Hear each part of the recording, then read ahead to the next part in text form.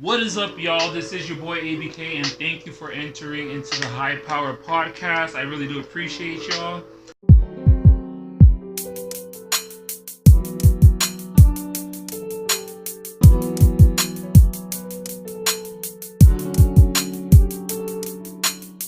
And I know it's been a minute since I've done a podcast. Don't judge me, I'm inconsistent as fuck. But anyways, this is my lovely guest. Her name is Terrice Bradshaw? Yeah. There you go. It's funny, I never asked you for your last name, I only saw it on Facebook, so that's how I Really? knew. But yeah, welcome to the Hiiipower Podcast. Thank you for joining me, I appreciate it. Yeah, thanks for having me. You want to give a little intro about who you are, what you do, all that stuff? Sure. I basically do everything, but I'm Terrice, aka DJ T-Babie. T-Babie! T-Babie. It's been my nickname for a long time. I obviously DJ. I do some plus size modeling. I'm a single mom, entrepreneur. I do, like I said, basically everything. So, that's me.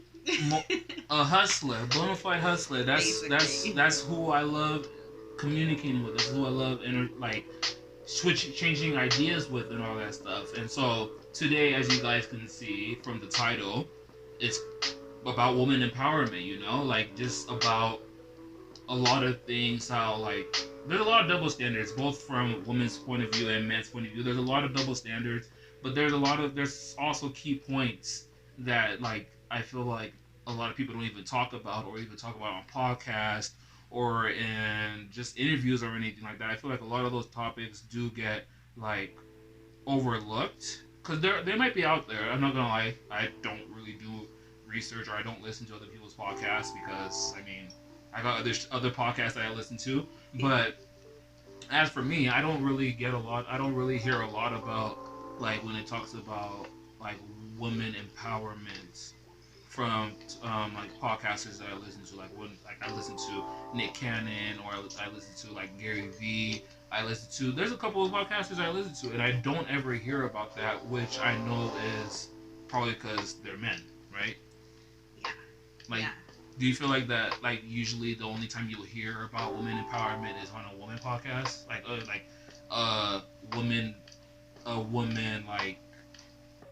the host is a woman. Do you only feel like that's the time that you'll ever hear about stuff like that? Basically, yeah. Okay. It's just not. I don't feel like it's important to men. It's not part of their life. They don't deal with it every single day, so they don't need to think about it. They don't talk about it, and I think that's part of the problem. Okay. So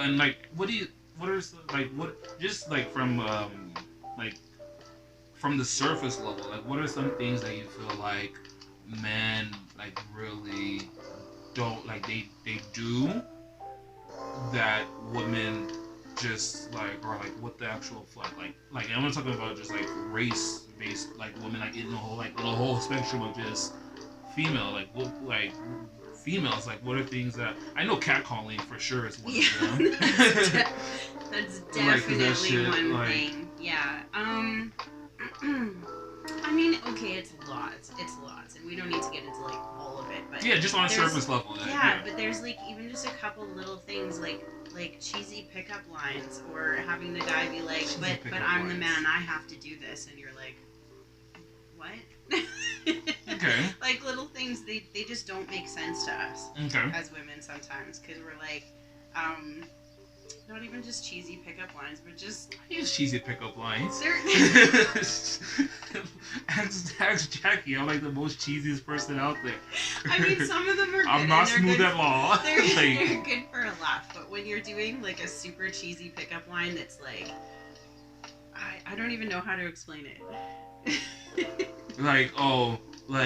Did it hurt when you fell from the sky and stuff like that? But it's also just demeaning because you're trying to pick us up, right? Mm-hmm. Think about that. You're trying to pick us up. Is it your job to pick us up, or can you meet us in the middle? Okay, but there's some females though that they literally say that a man has to approach them and pick them up in order for them to even interact with them. Right. Now, okay, so let me clarify with that. My perspective on things is a little bit different than some. Okay. Because Because the thing about me in particular is I don't see a lot of the boxes that you're supposed to be in. I like that. Okay. So a woman will automatically just maybe be raised thinking that a man needs to pick her up, or this is a man's role. I don't see those rules. Okay. Or if I see them, but I question them, and I always think, why? Why is that the case? Why does that have to be the case? It doesn't. To me, it doesn't have to be. So when I look at an industry, even being a DJ, or even being a bookkeeper in the oil field, you're in a male-dominated industry. So you tend to see things a lot that, you know, oh, this is your role, you stay there, or like, why are you doing this? This isn't really for you. And then you start to question, well, why isn't it for me? I can do it. I can obviously do it. If a man can do it, why can't I do it? Right. Type of thing. Yeah. Right. Do you think that because it's like, do you think that because maybe females don't necessarily want to get into those industries, that's why it's a male ran industry? It can be. It absolutely can be. Yeah, I think there's a lot of layers to it, but I also think that there's still a lot of sexism in just the family unit where the females are still supposed to be the nurturers, the caregivers, the parents, the stay-at-home parent, and maybe also like the working mom, but she's got to be home with the kids a lot as well. So you know, it doesn't allow for a woman to be, say, out in the evening DJ. Okay. Then yeah, that totally makes sense. What industries other than fashion? I'm trying to think. Yeah, what industries other than fashion? Obviously, that includes hair, makeup, stylists, yada yada. What other industries do you see female are really like predominant in? Because that's something that I've never like paid attention to really. And I've only grown up with women all my life and stuff like that. Obviously, I have Jackie and Beth here, but I'm like really sitting and I'm wondering, other than beauty, what other industries do women really like take over? And it's funny because I did look up somewhere that like when it comes to like entrepreneurship and stuff like that, that's something that women take over. Like they're more dominant in than men are, like by like a huge margin. Right. But yeah, go ahead. Sorry. No, it's okay. I was just thinking maybe not industry, but what about roles? Because bookkeepers, the majority of bookkeepers and secretaries are females. Okay. So that I think less industry-wise, more role-wise. Okay. And for that secretary and like bookkeeping, like you mentioned, do you feel like that's because it's like sexist in a way? Because from what I look at, usually when you talk about like bookkeepers or like secretaries, they're usually gorgeous as females, and then the boss is low key a creep towards the type of level. Right. It can be. I don't know. I don't like to go there when I think about it in my mind. But it is quite possible. I also think that females are just better at multitasking. They're better at noticing details, which makes them a little bit more inept to be in those positions. Okay. I didn't look at it that way at all, actually. Yeah. I'm like, oh, okay, that's true. Women, because it's a known fact. Women are way better at multitasking, which is why I said that, like, for when it comes to entrepreneurship, they're at the, like, it's like a 75%, 25%, like, dominance. And I'm like, that's huge. And that's what's up, though, because, like you said, women are, like, the best multitaskers. They pay more attention to detail. They are more detail oriented. Yes, exactly. I don't know why it took me a while to think of that word. Okay. Let's go on to like our next topic. So, plus size modeling. That is, how can I say? That is something that I've never really understood.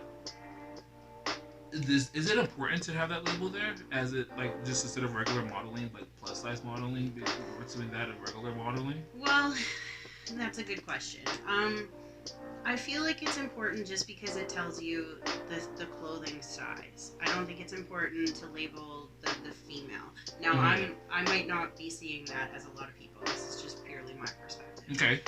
That's what you're here. But yeah, exactly. I want to get your perspective. Fuck everybody else. Yeah, because you know, when it comes to different clothing lines, you're gonna have one extra large shirt that can fit somebody that would normally fit a 3X.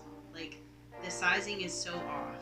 So when you do the plus in front of it, to me that's it. Almost, if the model is wearing that, it's going to be friendly for a plus size body type. And that signals in the plus community that I could probably wear those. I could wear those clothing lines, I could wear that brand, I could wear that style of shirt, things like that. Okay.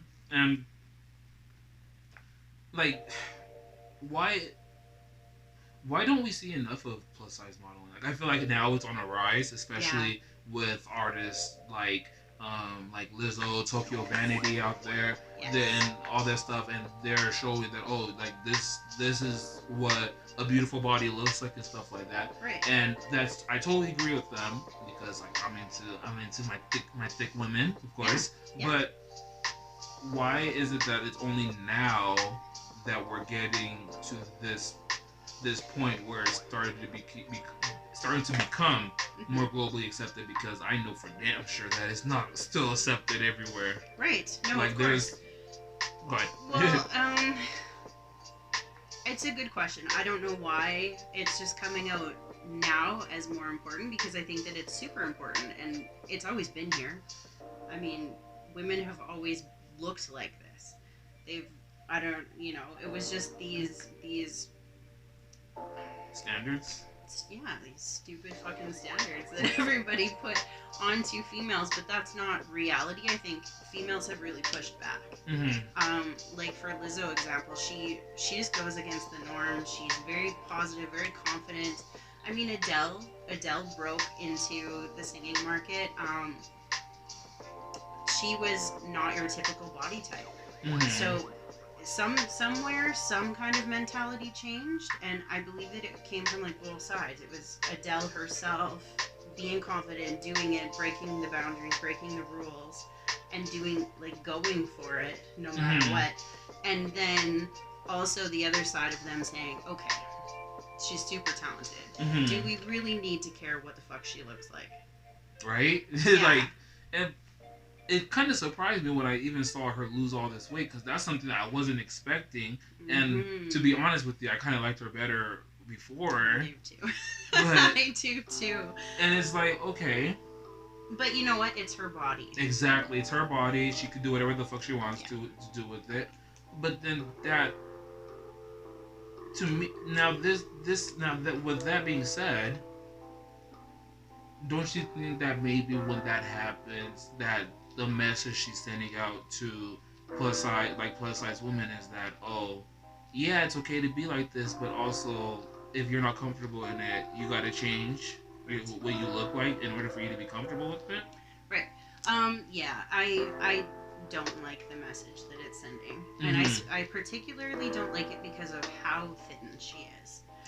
I feel like it's unhealthy. Yeah. How thin she is. Like I saw a picture of her just the other day. I'm like, that's Adele. Yeah. And then I was like, yeah, like it.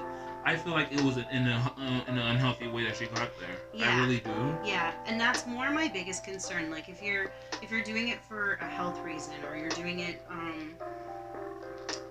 if you have a good reason to lose weight, or you really you started this new thing that you feel is really good for you, and that's what you're doing, like you're boxing more and now you're losing weight, I'm all for it. Like, go for it, girl. But when it comes to doing it to that point where we're questioning if you're healthy, then that's also sending a message. Exactly. And the message to me is that there's something going on with her about her own body image. So in my mind, she went from being this beautiful, like, trendsetter with who she was and being so real and so incredibly talented, to now being just maybe hurt. Or maybe, really insecure, or maybe having some challenges in that area, which is okay. That's normal. That's healthy as well. We all go through these stages. But it makes me concerned for her, and then concerned for her fans and the message that it sends them. Exactly, because yeah, and it's like, who's an artist that I could think of who suffered through anorexia? I don't want to say Paris Hilton, but I kind of do. Yeah. Hold on, I'm not cutting that out, but I probably will. But okay, look, I don't even need a name drop. But like, is that the same thing? Like when it comes to like anorexia, when other females see these, like, even if they're like whatever, they're popular, if they're an actress or whatever, but yet they know that they're going through that anorexia. Does that also give out the message that it's okay to be anorexic? Because it is a condition, right? Yes. Okay. Well, I think it can. I think it's how you handle it.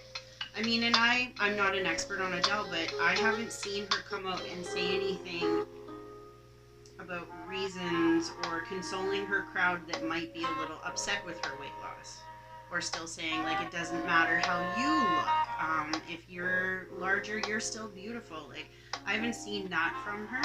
At all, yeah. Yeah, and I think that is the part that's missing. So that makes me question, like, you didn't like yourself when you were that size? Or, like, what happened here? If you're anorexic, there's mental things that are going on with you. And, again, that's okay. It happens to a lot of us. But if you're vocal about those struggles, I think we can relate a little bit more instead of thinking that it's okay and it's normal and we need to look like that. Does that make sense? It does. Do you think it has to do with... Is she in a relationship or married or anything? I'm not sure. She was. I know that she was, but I'm not sure if she is right now. I was going to say, do you think it has to do with her love life? It could.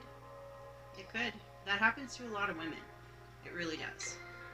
Care to endeavor? Yeah, I think that in relationships we get comfortable.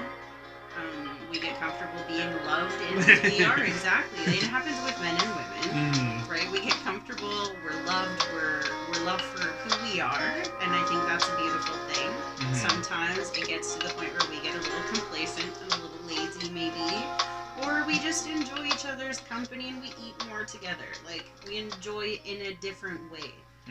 So I also think that your stress relief in a relationship is a little more sexual sometimes, and I find, even being single, that sometimes when you're single, your stress relief becomes running, or it becomes a little bit more energetic, a little more physical sometimes. And that makes a lot of sense, because I know that when I broke up with my ex, like, we were together for like about 3 years or whatever, I remember that's when I really started pursuing like professional basketball more. Right. Yeah. And I was way more into it when I was single. And then, when I came down here when I was with Jackie and everything, I did indeed. I still was at it and everything. I was with basketball, but then obviously I found out about Forex and started getting into that, and so I stopped working out. Right. And so it's like, I get that. I totally get that. That like when you said, like, if you break up with somebody or you just got out of a relationship, that could have been the case. But for Adele, for sure, I don't see it. I really don't see it. I think like you said, she's never consoled or anybody or to her fans or anything like that, as far as what I know. Exactly. And maybe I'm missing something too, but as far as I know, that hasn't happened. So. And it does, like you said, it does look unhealthy, because you can tell between if they lost weight, if they did it the healthy way or the unhealthy way. But then this brings me to, like, when it comes about like plastic surgery. Like, when it comes to plastic surgery, is it kind of the same thing? Oh dear, that's a good question. I mean, that's a good question. Yeah. It's the same. It's kind of like the same thing. Like it's like, oh, it's my body. I can do what I want with it. But then you also before we even get there, do you feel like they're all like these influencers? Let's just call them that. Yeah, influencers. Do you think it's their responsibility to console with their fans or whatever? Yeah, absolutely. I mean, I've always thought that. I always think that anybody who has a fan base, anybody who connects with an audience, even you, has a responsibility to that audience. So you need to have their best interest at heart. Mm-hmm. And you can make a choice, but like you also have to recognize that you're an influencer. Those people will be influenced by your choice In one way or another. in one way or another. So if you're going to make a choice, to explain it to your audience, I think is just it's a healthy connection between you and them. It's a relationship. So why not communicate it with them? Mm-hmm. Okay. We're people too, right? Yeah. Being influenced by you. Okay, It's cool. a relationship. Sounds good. So now let's go back to the whole plastic surgery thing. Okay. When it comes to like plastic surgery, I know men get it. It's not as like out. It's not as out there as much as how much we know that women get it. Right. But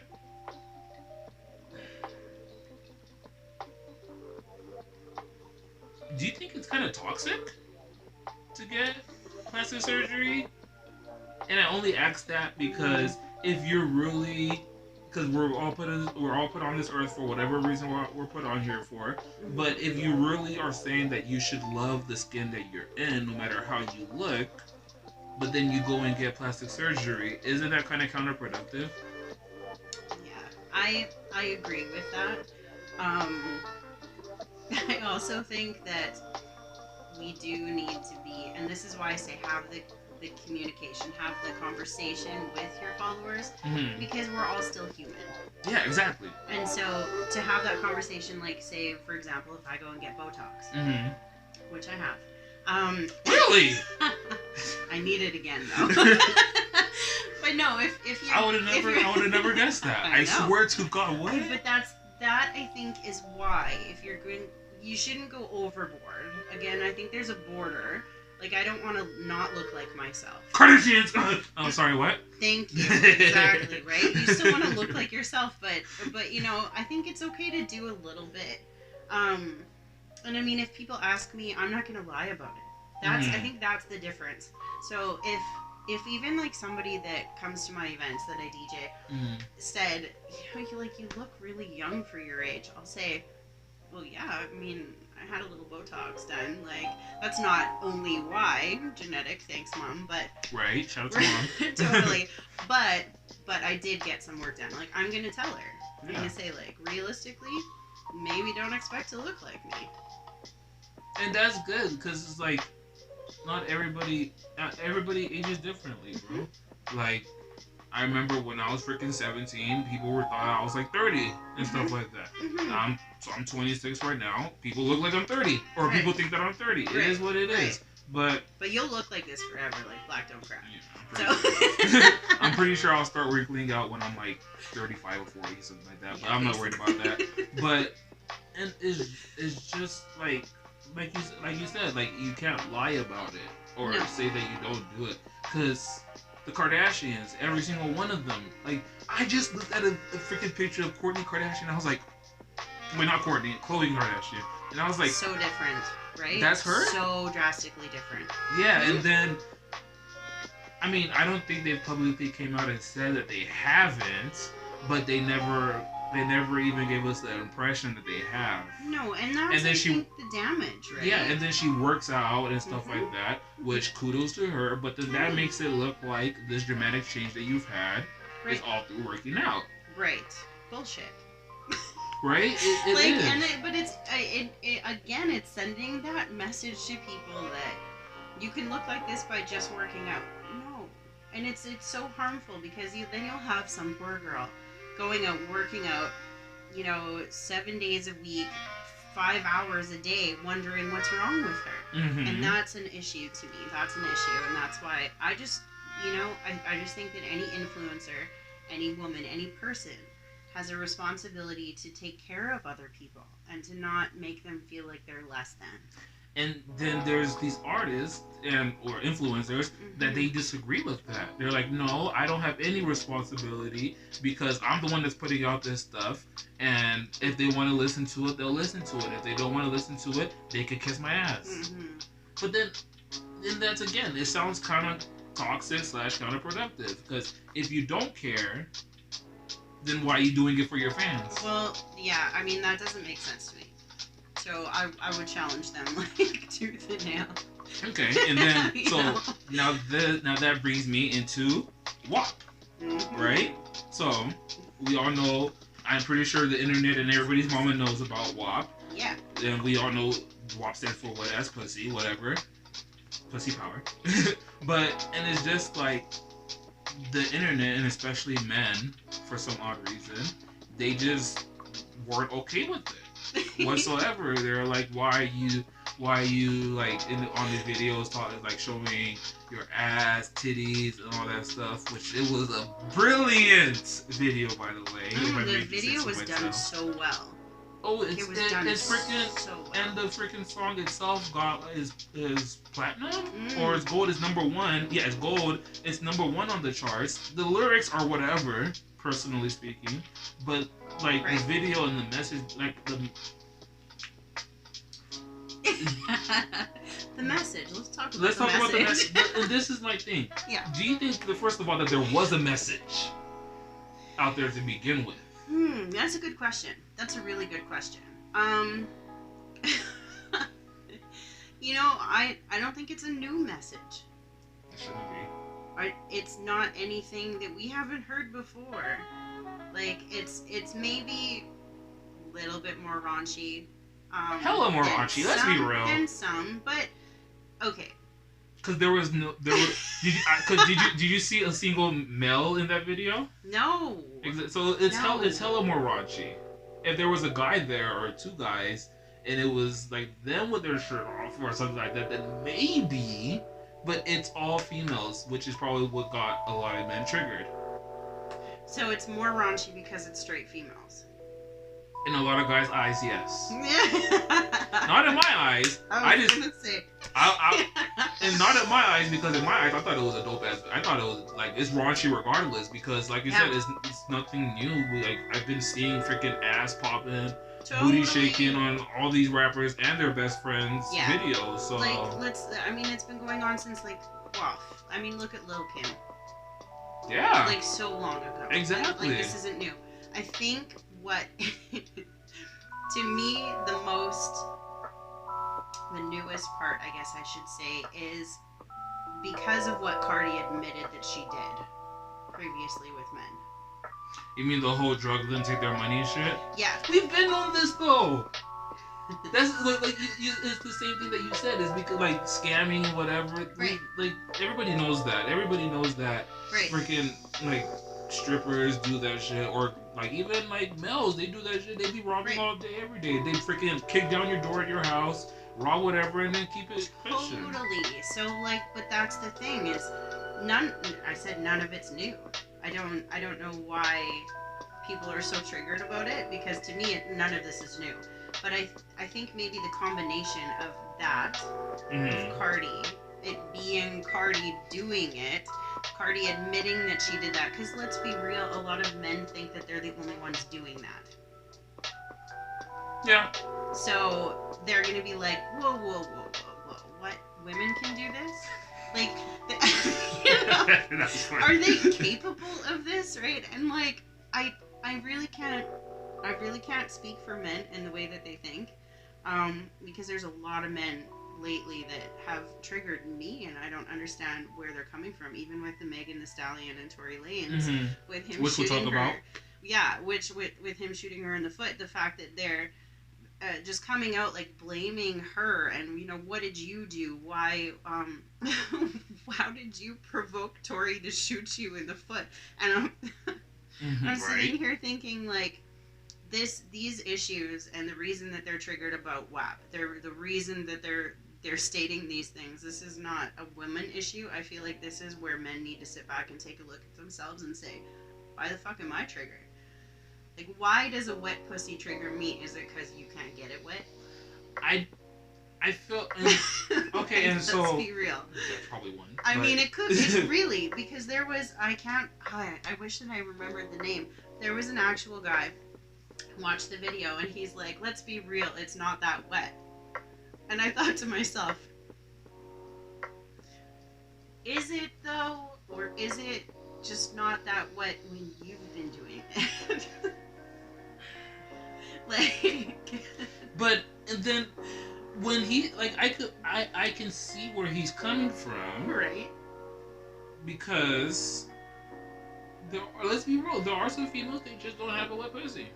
No, true. And that's just So the it's science based on behind his their experience. body. Yeah, So it's either A, like you said, they can't do it, which is most of the time. right. Which is most of the time, or Right. B, it's just how that certain female's body is at that moment.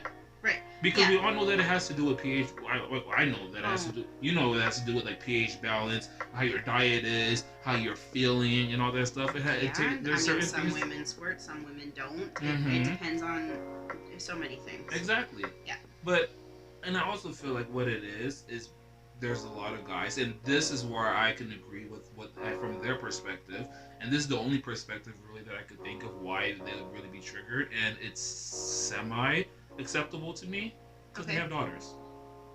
Right. And they know how disgusting men are, because realistic men are pervs, man. Oh yeah. Men are pervs. Like my Jackie says I'm a perv all the time because I smack her ass, or I'm like whatever, and I'm like, yeah, I am. Okay, but maybe we need to visit just the entire world's perception on sexuality, because even though you have a daughter, you should still know that a daughter is still going to go through exploration of her sexual abilities, her sexual side. That's Mhm. very normal. It's very natural. Mhm. And I think that that's very repressed. So even Repressed even- or oppressed? I think both. Me too. Yeah. So even like a father trying to protect your daughter, I understand, but you also need to accept the fact that she will be sexual at some point, and Exactly. she has to go through that exploration. Exactly, and it's because, like, for instance, like, there was this one video that I saw, and, I mean, I've seen it a bunch of times, and it's just the whole, stereotypic whatever, but a guy will have his son, and then his son will have a date. He's like, "Oh, good, I'm proud of you, son. Does she look good? Is she hot? Did you kiss her? Yeah, have you got to second base? Yada yada. Oh, make sure to take a condom. Yada yada. This, that, and the third." And then when it Right. comes to the female, he's like, "Who is this? Wait, hold on. Where's my gun? All right, who is this? Why are you dating him? Right. Where does he live? Right. Does he what does he do? Is he an athlete? Is he a nerd? What is he like? And you start like getting all questionable about it, and I'm just like, why the double standards? Right. And then at the end they'll say, "Don't have sex." That part, And like, don't let him do anything to you. Exactly. right, which makes it scary. It induces fear into females, and it makes sex scary. It makes them feel like it's bad. Mm-hmm. It's not. It's not. It's natural. It's not like with Beth. I'm like at first, I'm not gonna lie, I did be like, well, why do you need a boyfriend when you're only 14? I mean, but then I look back at my own life, and I'm like, I had a girlfriend when I was like 12. I was gonna say 14's not bad right now. Exactly. So yeah. That's why I'm like, I had a girlfriend when I was 12. So why am I tripping? Mhm. That's number one. Number two, I was like, oh, why do you need to date so many? Like, well, not date so many, but like, you go from this relationship, then you go to the next one. I'm like, oh, why does it have to be like that? But then I'm like, boy, if you don't get your freaking trying to get at every single female and then being all badass out of here, and it's just like, I'm just like, wow, the double standards hit different when you actually like in your head thinking about it, and it's just. And I tell this to Jackie all the time. I'm like, whether or not you're chaperoning them or not chaperoning them, they're gonna do whatever they want to do whenever they feel like it. Right. So, I also think it's understanding. Sorry to cut you off. No, you're good. It's understanding what process they are maybe in their sexual development too. Mm-hmm. So, when you're growing up, you're gonna explore your taste in men. Mm-hmm. You're going to explore what turns you on. You're going to explore many different areas. So maybe the multiple partners is not to do with this sexual experience, but more it's to do with who am I compatible with, and who am I interested in, and what do I want in my life, and exactly how does my partner define me. Exactly, that's stuff that I had to really think about, and then at this point I'm like, bro, they do whatever the fuck you want to, like, and whenever you feel like having sex with them, just make sure you have a condom. Yeah. Like, simple, like, it doesn't need to be, there really is no need to be a double standard, because whenever she says, oh, there's this guy I'm talking to, I'm like, is he cute? Right. Like, I do the same exact thing if I were to have a son. I'm like, is he cute? Is he tall? Right. Oh, does he like basketball and stuff like that? Literally, you could go and ask her. I do that shit to her. That's because good, it's though. Because there's no, like, it makes no sense to me with the double standards. Like, at first, like I said, I was like, oh, why do you need to have a boyfriend? You're only this age. But then, as I started thinking about it, I'm like, I can't be this toxic man. But I'm so proud of you, because that's the difference between viewing things from the typical boxes and taking a step outside and saying, hold on a second, like, do these boxes make sense? No, half the time they don't. They don't. Like, just the other day, not just the other day, like, yeah, just the other day, it was only me in here, and then those two, they were out there, and then I walked out, they didn't hear me, and they were making out, and I'm just like, whatever. And I was just like, whatever, it is what it is. Y'all do it, whether I tell you guys not to, or I tell you guys to do it, you're gonna do whatever you want, so it doesn't matter. Yeah, and I mean, to me, as a parent too, I think if you're not going to just let them be who they are, they're gonna start hiding it from you. Exactly. I don't want my son to hide anything from me. I'd rather know about it and be able to talk to him and have that conversation and move him in maybe a healthier direction or give him healthier options than try to shut something down and make him feel like he's not loved because he's being normal. Don't get me wrong, the only time that I will be like, no, you can't date this person is if I know that they're a criminal, or if I know that they're slinging drugs or anything like that. That's when I'm like, no. And why is that? Protection. Thank you. So that's where I think the line is. For me, it's a protection thing. We're still supposed to protect them, but protecting them doesn't mean repressing and oppressing who they are. Exactly, and what's natural. And even like when you brought that up, like revealing what turns them on and everything like that, I never thought of it that way, because for men it's just three things: tits, ass, face, sometimes toes, but that's for other people. But right, and ours is so linear. Ours is such like, for men to get turned on is such a linear thing, versus with females it's like, oh yeah, and like, oh yeah, and it can depend on the partner. They can depend on the energy of the partner. Chemistry, man, so like, it's like for females it's so much more. So it's like, that's like, and like I did like my due diligence and I researched about that stuff, and now I'm like, this shit is deeper than I thought. Yeah, but good for you, because I think that's what it takes to be a parent nowadays, and to understand and to actually like look at these videos like WAP and say, it's not harmful to my child. It's more about opening up conversation and more about understanding things. Because I question if it's harmful. Okay. But I'll bring that up. Yeah. Good. Continue. Go ahead. You're good. Yeah. I know, it's a small ass couch. It's okay. But yeah, go ahead. Question if it's harmful. Okay. So, to me, I don't think anything can be harmful. It's how you interpret it, and how you interpret it as a parent, and how you address it and communicate about it. I think you're the one that makes it harmful. Okay. Yeah. Now, where I disagree with that is because I totally feel like hip hop music is hella harmful. Okay, when we talk about the likes of Lil Durk, R.G. Herbo, artists who I listen to, right? Or when we talk about Lil Wayne or anything like that, what do they usually endorse? Gang culture, right? Shooting people up, robbing, right? Drug dealing, right? Bitches, and all that stuff. And so I can't come and sit here and act like neither both them nor Cardi B or Megan Thee Stallion talking about pussy popping, robbing a nigga for his money, or City Girls who's like, oh, if you ain't got money, I can't be with you. Right. I can't say that's not harmful either, because I know that both are equally harmful. Right. It's not that, oh, females are more harmful than men or men are more harmful than women. It's equally harmful. Right. But that's a different topic because I still listen to it regardless. And Lil Durk is that guy. I knew you were going to say that.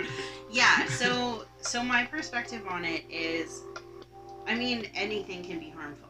Mm-hmm. Too much of one thing can be harmful, right? Okay, yeah, so it's not really about what you're exposed to. We are exposed to a lot of shit these days. A lot of shit. And I don't think that we need to walk around and start, blaming all this other stuff. I think what we really have to do is start looking at ourselves and at our homes and how we're teaching. Okay, for example, a lot of people would tell me that I probably shouldn't take my child to a funeral so early because, oh my gosh, he's going to learn about death. That's the one thing that's inevitable. Well, thank you. And that's why, what are you going to do? Are you going to put them in a bubble and have them not experience anything, or are you going to teach them how to understand and how to walk through life with all these things? Because I can't go out there and talk to Cardi and take down all Cardi's stuff around my potential daughter or whatever. I can't censor her from all that. That's out there. Mm-hmm. What I can do is I can teach her what it means. I can teach her how much she needs to pay attention to it. Mm-hmm. What the positives she can take from it are, mm-hmm. what the negatives are. Mm-hmm. And then let her decide for herself on how harmful it is to her. Are you comfortable watching the video? Okay.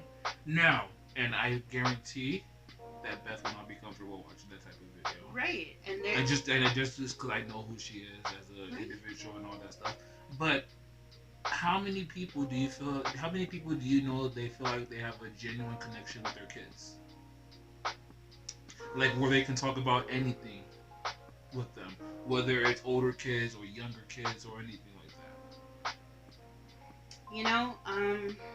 I think I'm really blessed with that in my life, that I have a lot of people that can.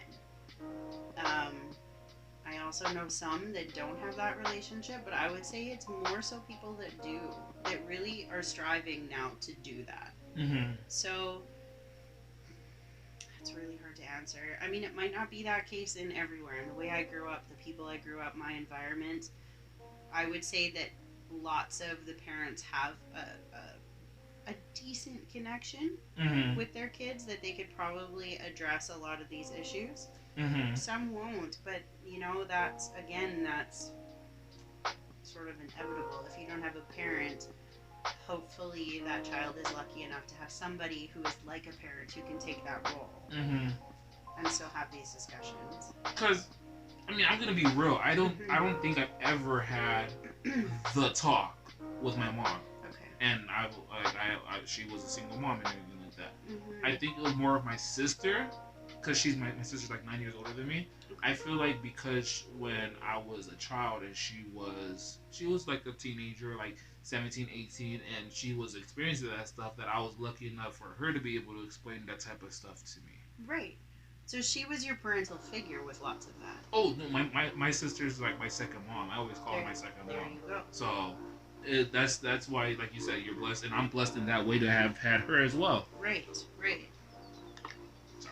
No, that's okay. I mean, my sister was not my second mom. I think in a lot of ways I was that person for her. She had the talk with my mom, but my mom was really naive. So my sister came to me asking me, how do you kiss a boy? I was 14, she was 18. Mm-hmm. So the simple fact that, like, you might not have a parent or that relationship, but the communication that you're going to build in a community or with maybe other family members can help. My sister literally texted me the other day asking for advice, and I'm 9 years younger than her. Perfect. So that's wonderful. It's just like you said. It's just with that relationship with that individual or with the community. Mm-hmm. But do you feel like this talk is different when it comes to giving that talk to a man, to a boy, or into a girl? Like, I'm sorry, I said that so terribly. Do you think there's a difference when the parents are having the talk, like the sex talk, with a boy versus a girl? Unfortunately, I think it is.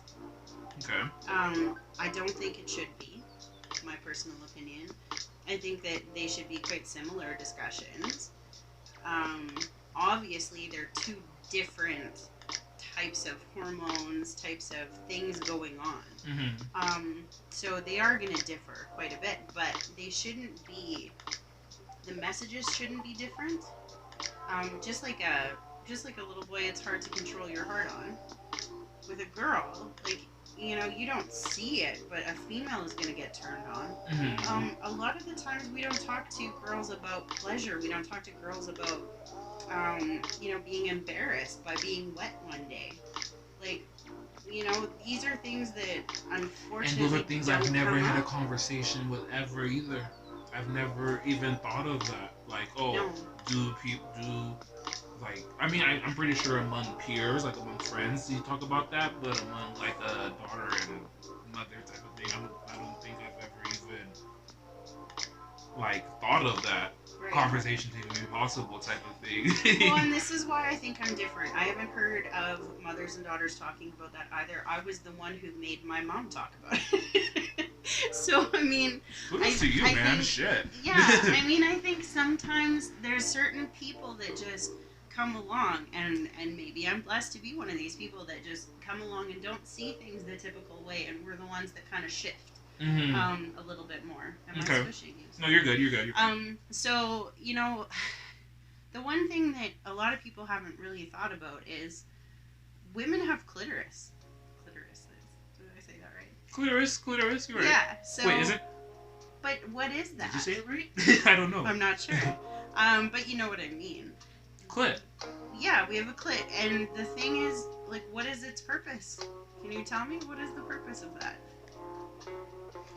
I really don't know the true purpose of a clit. I know where it is. Pleasure. I know. Is that the only? Is that the only? For pleasure.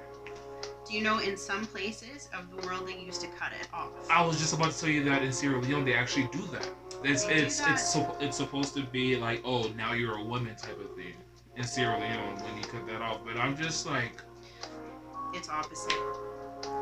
To me that's really hindering a female, because you're saying to be a woman you can't be sexual. And it's crazy because there was this girl that I was talking to when I went out there, and she didn't have a clitoris. Right? And I'm just, now that totally makes sense, because she enjoyed it, ? But not as much as I know that she could have. And I thought that I was the reason why. Right. You know, and I was like, I'm pretty sure it's not me. Is it me? Is it? Is there something wrong with me? But he's questioning his skills. Exactly. Like, and that's the unfortunate part, is because that's what it's there for. But we don't talk about that. It's so, like, among the entire world, it's so terrible to talk about female pleasure. We're not supposed to have pleasure during sex. That's, to be really honest, my favorite part about that video, my favorite part about WAP is the fact that they're saying wet. They're saying that, and that to me means that there's pleasure. Females are allowed to have pleasure during sex. It's important. It's lubricated. Your sperm can't move if it's, you know, it's just gonna kind of get stuck. So if you really want to, like, make a baby, it's easier when the chick is wet. Let's be real. It's just something that has been adapted over so many years throughout the entire world that it's terrible. And it doesn't make sense to me, because human beings come out of females. Right? So if a whole human being, if my whole ass comes out of a female, then why is it such a controversy to talk about the female body? I don't understand. Like, we're supposed to be protected by men. Cool. Yeah. Great. Please do. Because we are supposed to reproduce and have children. So, if that's the reason for protecting us, then why are we saying that it's bad? I don't get it. I don't understand. And it comes back down to those, like, double standards type of thing. Yeah. Because, but I think just like with fathers, like what you were saying, sometimes we look at it as protection and it just gets out of hand. Mm-hmm. And it crosses the line into control. Now the man thinks that he should control the female. Mm-hmm. That's not what it's all about. I mean, can you really control a female? I don't know a single man who can, because she's gonna do. You Well, can actually, try. no. Pimps do it. No, you can control people, but it's tough, and I think that it's just not a healthy way of looking at individual to individual. Okay, Yeah. so now, now that we brought up it's not healthy, Yes. what about those females who do say, no, a man should pick up the tab, no, a man should do this, no, a man should do that? It's a man's job to open it. Was the man's job to open the door for me? It's the man's job to pay the bills. It's a man's job to what are the, something I saw on the internet literally yesterday, and I was like, ugh, this is so trigger worthy. Fuck, what was it? It was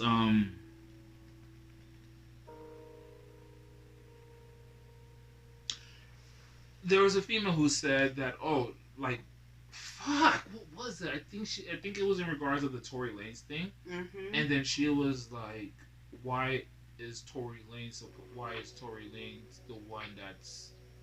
No, that's not it. It can't be, because that just sounds what we just talked about, and I would have said, okay, well, then off of that. Fuck. We'll move on. I'll go back to it. But it's just like, what about these women that it's just, I kind of, I'm gonna put the black culture into this once we dive in deeper into it. But sure. When it comes to like, oh, the man is supposed to do this, the man is supposed to do that, like, what are we supposed to do then? Like when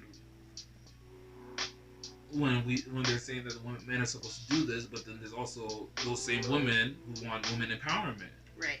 I think it's not just a double standard when it comes to women. There's a double standard now, especially when it comes to men as well.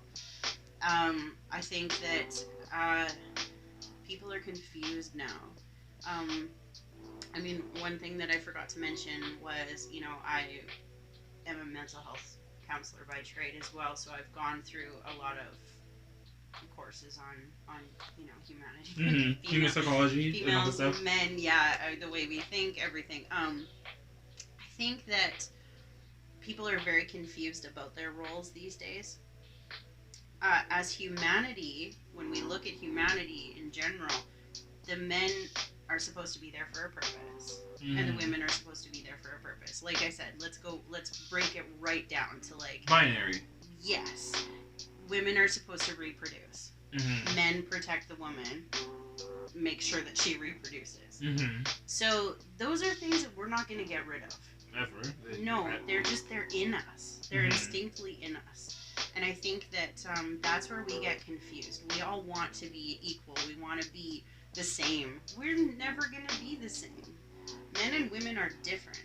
And we were made that way. We have to be that way for survival of humans. Before you continue, Eve came before Adam. Change my mind. I'm not going into that. Change my mind. That is a whole other That is topic. a whole I'll let different you topic. guys handle that one. That's my opinion, but we can talk about that later. But we're going to continue. I might agree.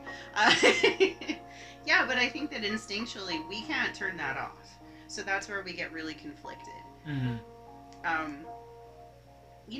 I want to be respected. I'll just bring it back to me. I want to be respected. But at the same time, it's really nice to be protected. And there's something inside of me that when I'm being protected by a man, it feels like really oddly incredible. Like more than I think it would for you. If a female had to protect a man, that man will feel emasculated. I promise you 100% sure that man will feel emasculated. Right. Which... And the female, for that same thing, the female would feel unprotected, unsafe. She would feel like she would be put into survival mode. And I think those are going down to the very basics of humanity. So, we want all this equality, we want women to be the same as men, but we're really not. I think we're losing touch of what that is. And so when I said that I was gonna bring the race thing into this, Right. it's kind of the same thing. It's like, fuck, I forgot. This is why I should have said it then because I forgot it and now it's gone. Hold on. Stupid train of thought. I hate when I have these blanks, and I'm not gonna like, I'm not gonna take this out because I want these. I like my podcast being just normal. natural, yeah, just natural conversation. But okay, there you go. So when it comes to when we put like race into this perspective, it's kind of like when he said that the white man is equal to the black man, and the Chinese man is equal to this man and stuff like that. When it comes to race, we can't say that. It can't be equal because the most perfect example that you could put out there: go put a black man out in the sun, go put a white man out in the sun, see who lasts the longest. Right. Survival of the fittest, right? Right. And who's gonna perish? Unfortunately, the white man is. And it's kind of like you said, like it's kind of like we're getting away from that. But is it right is it wrong that we're getting away from that? I actually think it is. And just take this pandemic for example. Mm-hmm. Certain people are going to survive better than others. For sure. Like, and let's look at reasons why. There's going to be genetics involved. Mm-hmm. There's going to be life choices involved. There's going to be world location choices of where you've decided to live. Mm-hmm. There's so many factors to this. But the fact of the matter is, some people will survive, some people won't. Mm-hmm. We've already seen it. Some businesses will survive, others won't. Mm-hmm. I believe you have to be very creative to survive in the business world right now. You have to, dude. You have to. So trading is the number one example, bro. When that shit happened, I was like, holy fuck, man, this shit is. I have to adapt, and yeah, severely. You have to adapt fast, like you said. You have to be creative because if you're not, then you're just gonna fall back. Totally, and I mean that's a good thing to me because right now it's survival for businesses and stuff. It's survival of the most creative. Mm-hmm. Now. That's just talking about the pandemic. That's just talking about the business world economically. Mm-hmm. You know, when we're looking at the physical component of COVID survival, mm-hmm. that comes down to, you know, do you work out? How are your lungs? How are your genetics?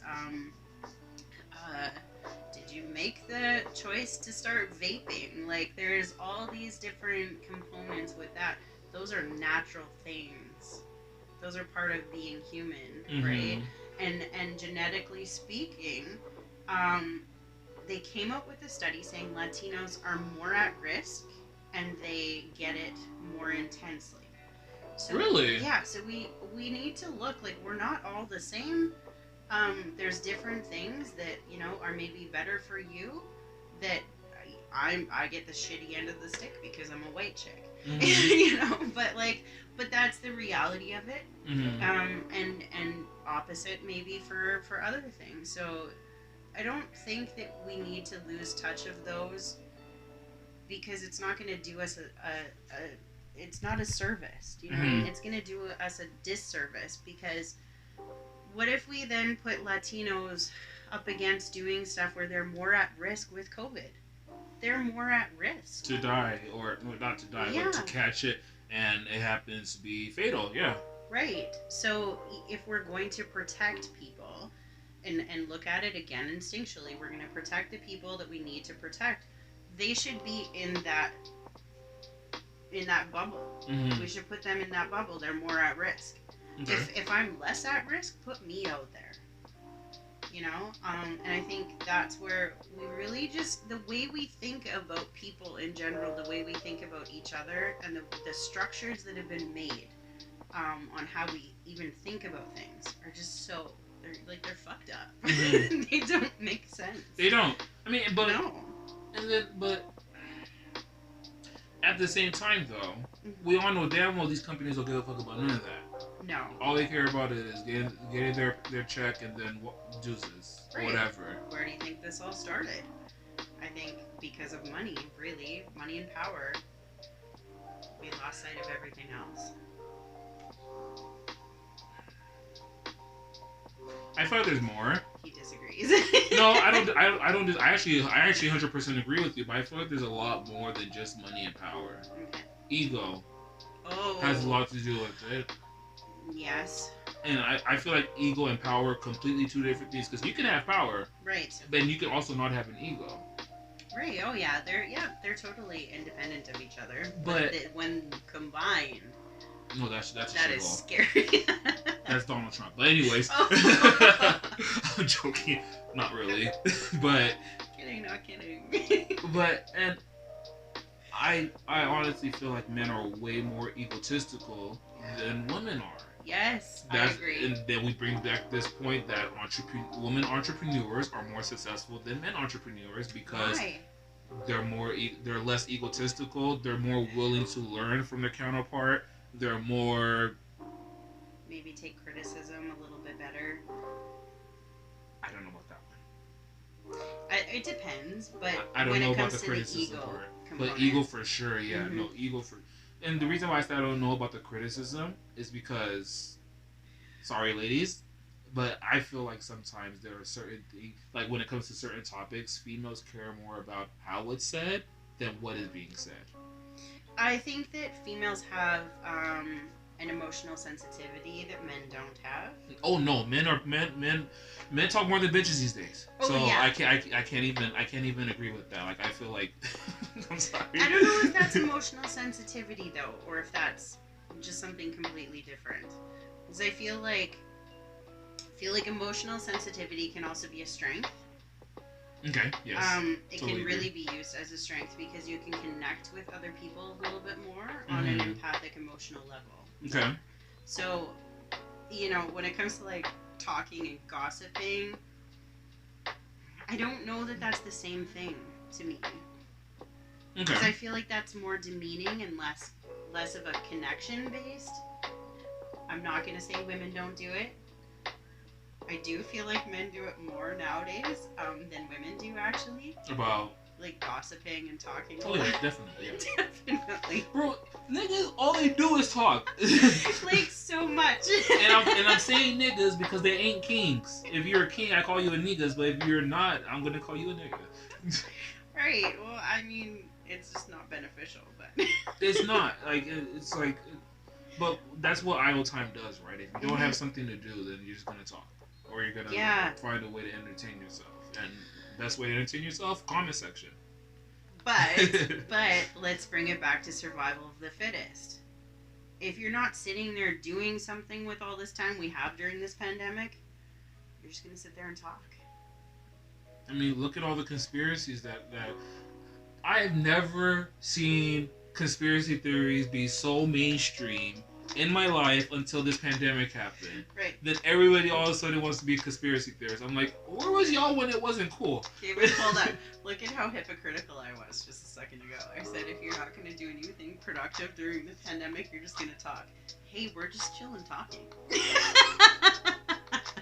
But but the difference is it's a productive talk, and it's like it is. like we're like I'm learning stuff. You're learning stuff. I don't know if you are not, but you're learning stuff. We're putting this out there for other people to watch so that they could listen and have their own opinion rather than just be sheep who follow whatever the fuck you say. No, you're right. I feel like thought-provoking conversation is different from gossip. Exactly, because Yes. I mean, this is what gossip sounds like in a man's perspective.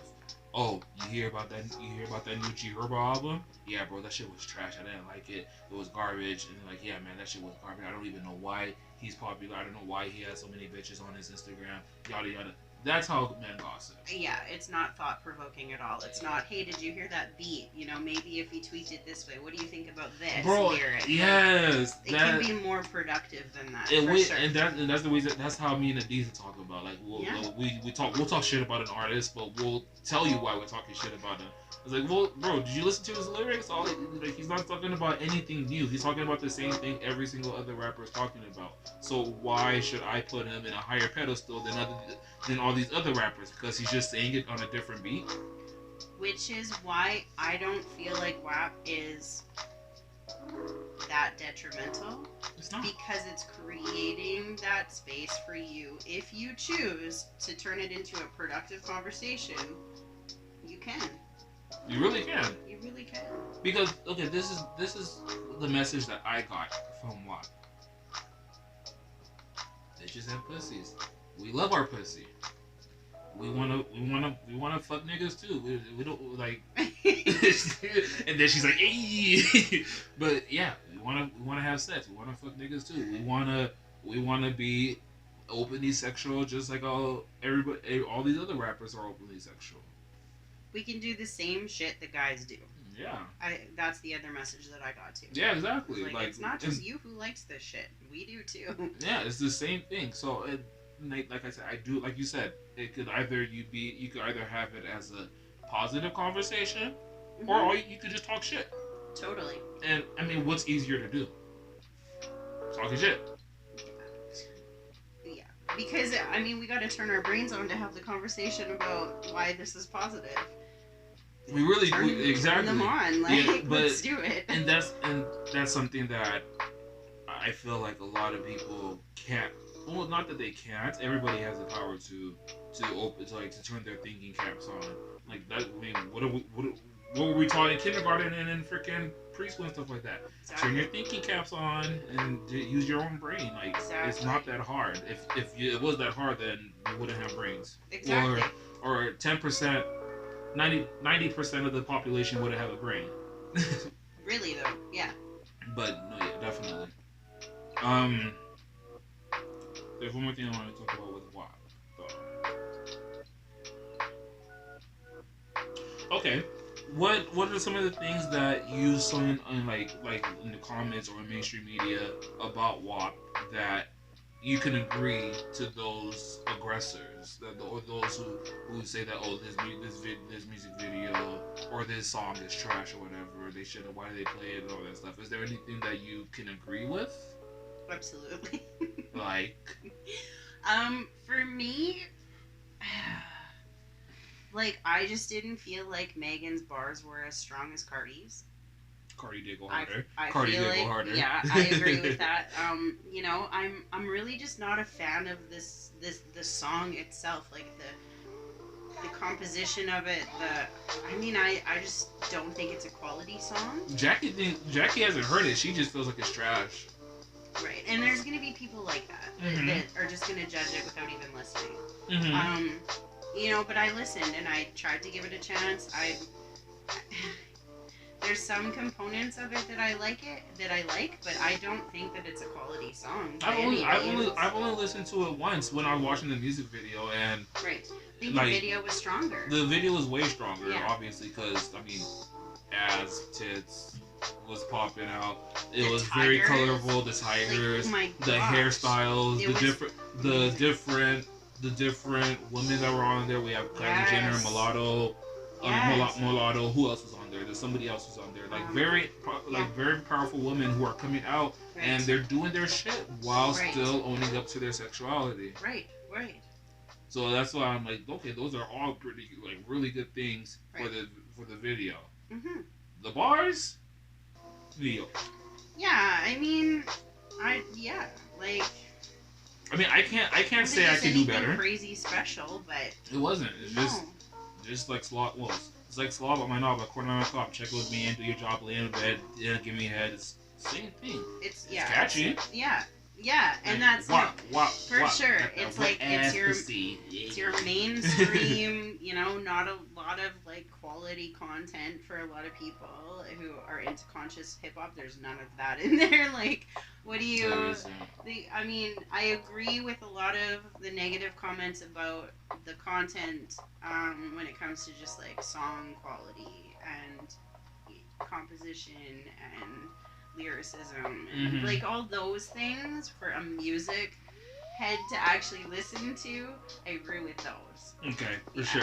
If that makes sense. But Cardi even said it herself in an interview. She's like, bro, there's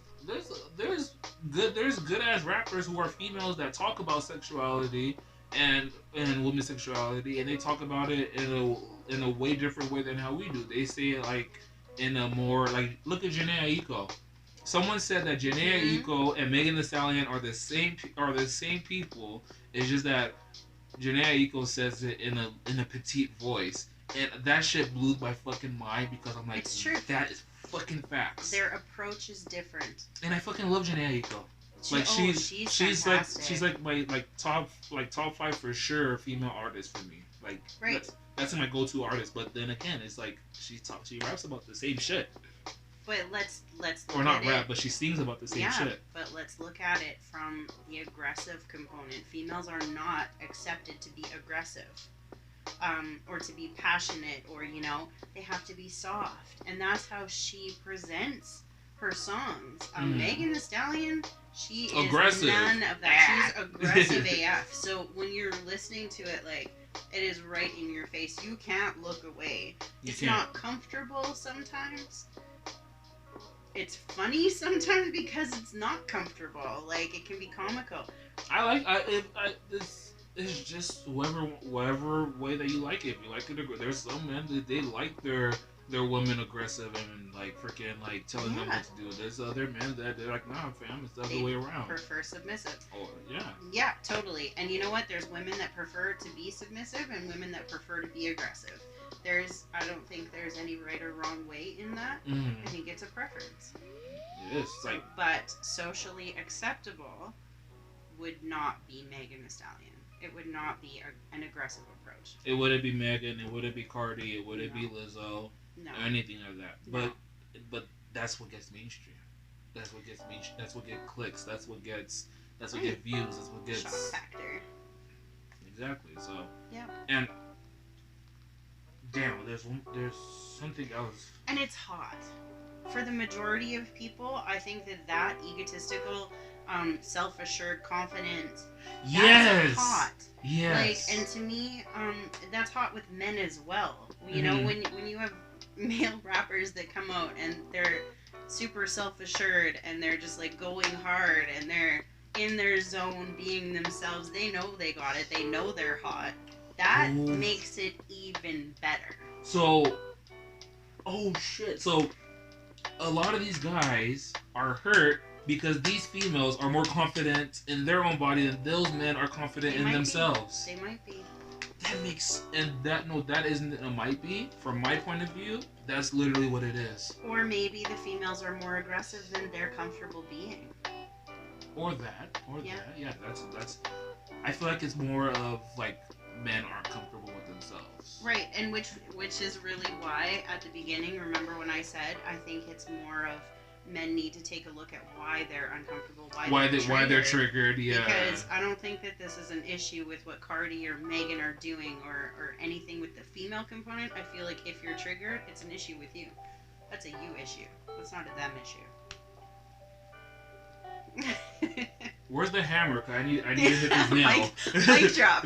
Like for reals though, like no cap. All right. So we're still talking about Megan Thee Stallion, but this time with Tory Lanez. Man. So we all know, if you don't know, then you probably live in a rock or you're not into hip hop culture.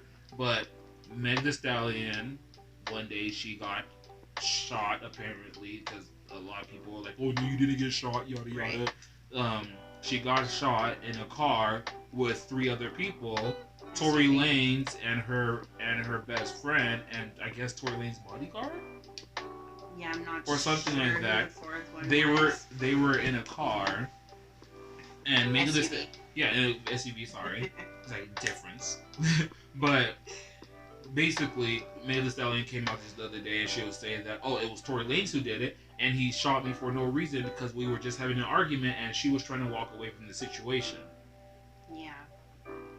Men are triggered. Yeah. But first, let me just say, how could you, Tory? Because let's go back to the whole influencer thing again. I can't listen to his music anymore, man, and he slaps. You're Canadian. You finally fucking got there, dude. Like, we are all looking at you. We have, as Canadians, I'm going to go on a tangent. Go ahead, do your thing. We have been fighting the fucking fight with the U.S. for the longest time. Anybody who's been in the music industry knows this. You finally get there. You finally get where so many Canadians want to be. And then you fucking go and shoot her. Like, dude. That's the most American thing you can do. Shoot somebody. Well, he's definitely American now. Like, they can have him. Like, that's the most American thing that you can't do. Just shoot somebody. And that is not Canadian at all. Like, I think first thing he should do is fucking apologize. And the more and more he lets this drag out, the more and more he lets this drag out and not say anything, makes me believe more and more that he's in 100% wrong. I know there's always three sides to a story. Mm-hmm. The one person's, the other person's, and the truth. Right. I always know that, but he's even gone on to, like, I know, like, this is hella petty, but the Shade Room does it all the time. There was this dude, he said that, oh, hold on, let me actually find it. I'll actually find it. Mm-hmm. But just to say what it is that this dude, he's like, oh, if you're talking to somebody who's created who's created the term demon time, as in like, oh, the after hour times and stuff like that, and you're talking to, like, you're communicating or you're with him while demon time hours, then what else would you expect? And he liked that. That was like yesterday or 2 days ago. Man, how you gonna go and like that versus even trying to just trying to put a statement out there or whatever of the situation that happened? You know, my first signal that Tori's in the wrong here is Megan came out and she told us herself. It was her going live herself. Mm-hmm. What did Tori do? Look at that. Like, yeah, just a couple. Like, that's just. That was 24 hours ago. That's crazy. Because you know what? What did Tori do? His publicist replied. I didn't even know about that. And what did his publicist say? I'm not sure exactly, but he didn't come back and do a live, unless I'm wrong on this. Oh no, we would have been on that. He didn't do a live. He didn't come out himself. His publicist is doing a lot of this. His publicist is telling him what to do. Megan came out herself and said, my second thing, she came out and she said, this is why I lied to the police. To protect him. Why would she lie about lying to, like, none of that makes sense to me. If you're really going to look at, like, what really happened, Tori's in the wrong. Look at the way he's dealing with it, his behaviors. That's what a guilty person does. Dude, this man had the most successful live, other than Tekashi 69 when he came out with his, like, when he got out of jail and he went on live, whatever. He had the most successful live streams with his quarantine radio. Yes. After this shit happened, he killed it with the quarantine radio. Yeah, he after that happened, we haven't heard a single thing from him. No project. No. And I'm like I said, I'm so mad that I can't listen to his music anymore because I'm in support with Meg. Like, bro, how you just gonna go? It doesn't matter what happened. How you gonna go and shoot somebody when they're walking away? Like, I just think, how are you gonna shoot her anyway? Period. Yeah, exactly. Period. Like, I don't care what you're arguing about. And a lot of the posts that I'm seeing are like, well, Megan, what did you say to him? What were you guys arguing about? Well, if you're gonna tell us, what really happened, then tell us everything.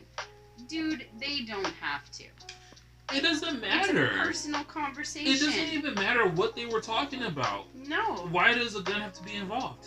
Thank you. She's walking away. She's obviously not being aggressive. It's done. You know, you're going to come out, you're going to shoot her, you're the aggressor. Like, in this matter, you're just wrong. You're just straight up wrong. And the fact that what really pisses me off and grosses me out is a lot of people want her to prove that she was shot. Why?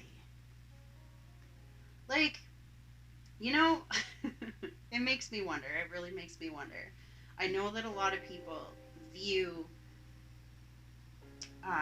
artists like Megan Thee Stallion and Cardi B as maybe of less value because of the content that they talk about. But that really is disturbing to me because if that's what we're looking at, and I'm not sure that that's what it is, I'm just throwing it out there. But if you're looking at them, you're not taking their word for things because they talk about what they talk about in their music, maybe you should question yourself on why you're diminishing their value as a human being. And it's just, yeah, no, I 100% agree with that. Maybe it is because of the content that they put out there that they're looked at less. But also, I feel like it's because of the persona that they give, because they want to, like, oh, I'm a gangster bitch, I'm hard, I'm this, that, and the third. People are saying that Meg snitched. I'm like, how is it a snitch? You can't be a snitch. The only way that you're a snitch is if you did illegal activities with somebody else, and then you told on the other person with the illegal activities that you guys both did. I don't see. Follow what yeah, I agree. The definition of a snitch is not this. And another thing, when has Megan Thee Stallion ever came out and said that she's a gangbanger, or that she like she's in gangs and stuff like that? When? I know that she's a savage. Yeah, not that. I mean. I know. I had to do it. I'm sorry. Yeah, but I mean, even then, I read one comment, actually, and it said, how are you going to put these artists that are not on the streets and expect them to live by street code? Like, follow code. Yeah, they can't. It's true. Like, why would you do that? It just doesn't make any sense. Plus, it's not even the definition of snitching. Like, and were they dating? Apparently, they were... Friends with benefits. Okay. That's what I'm thinking. I mean, so it's a domestic thing. This is an emotional, like, domestic situation here. Whatever they were discussing, that's between them. Mm-hmm. The fact of the matter is, she got shot. Yeah, I mean, even as friends, that would be a domestic. I'm upsetting you. You're upsetting me. I go to walk away. Is it okay that you shoot me? No. Fuck no. It's not even okay if I slap you slap you in the face or anything like that, or no, throw a rock at you. Away. Like, yeah. I'm out. Like, we're done. This conversation is done. So. Hey, ego man. Yeah, really. And short people have short tempers.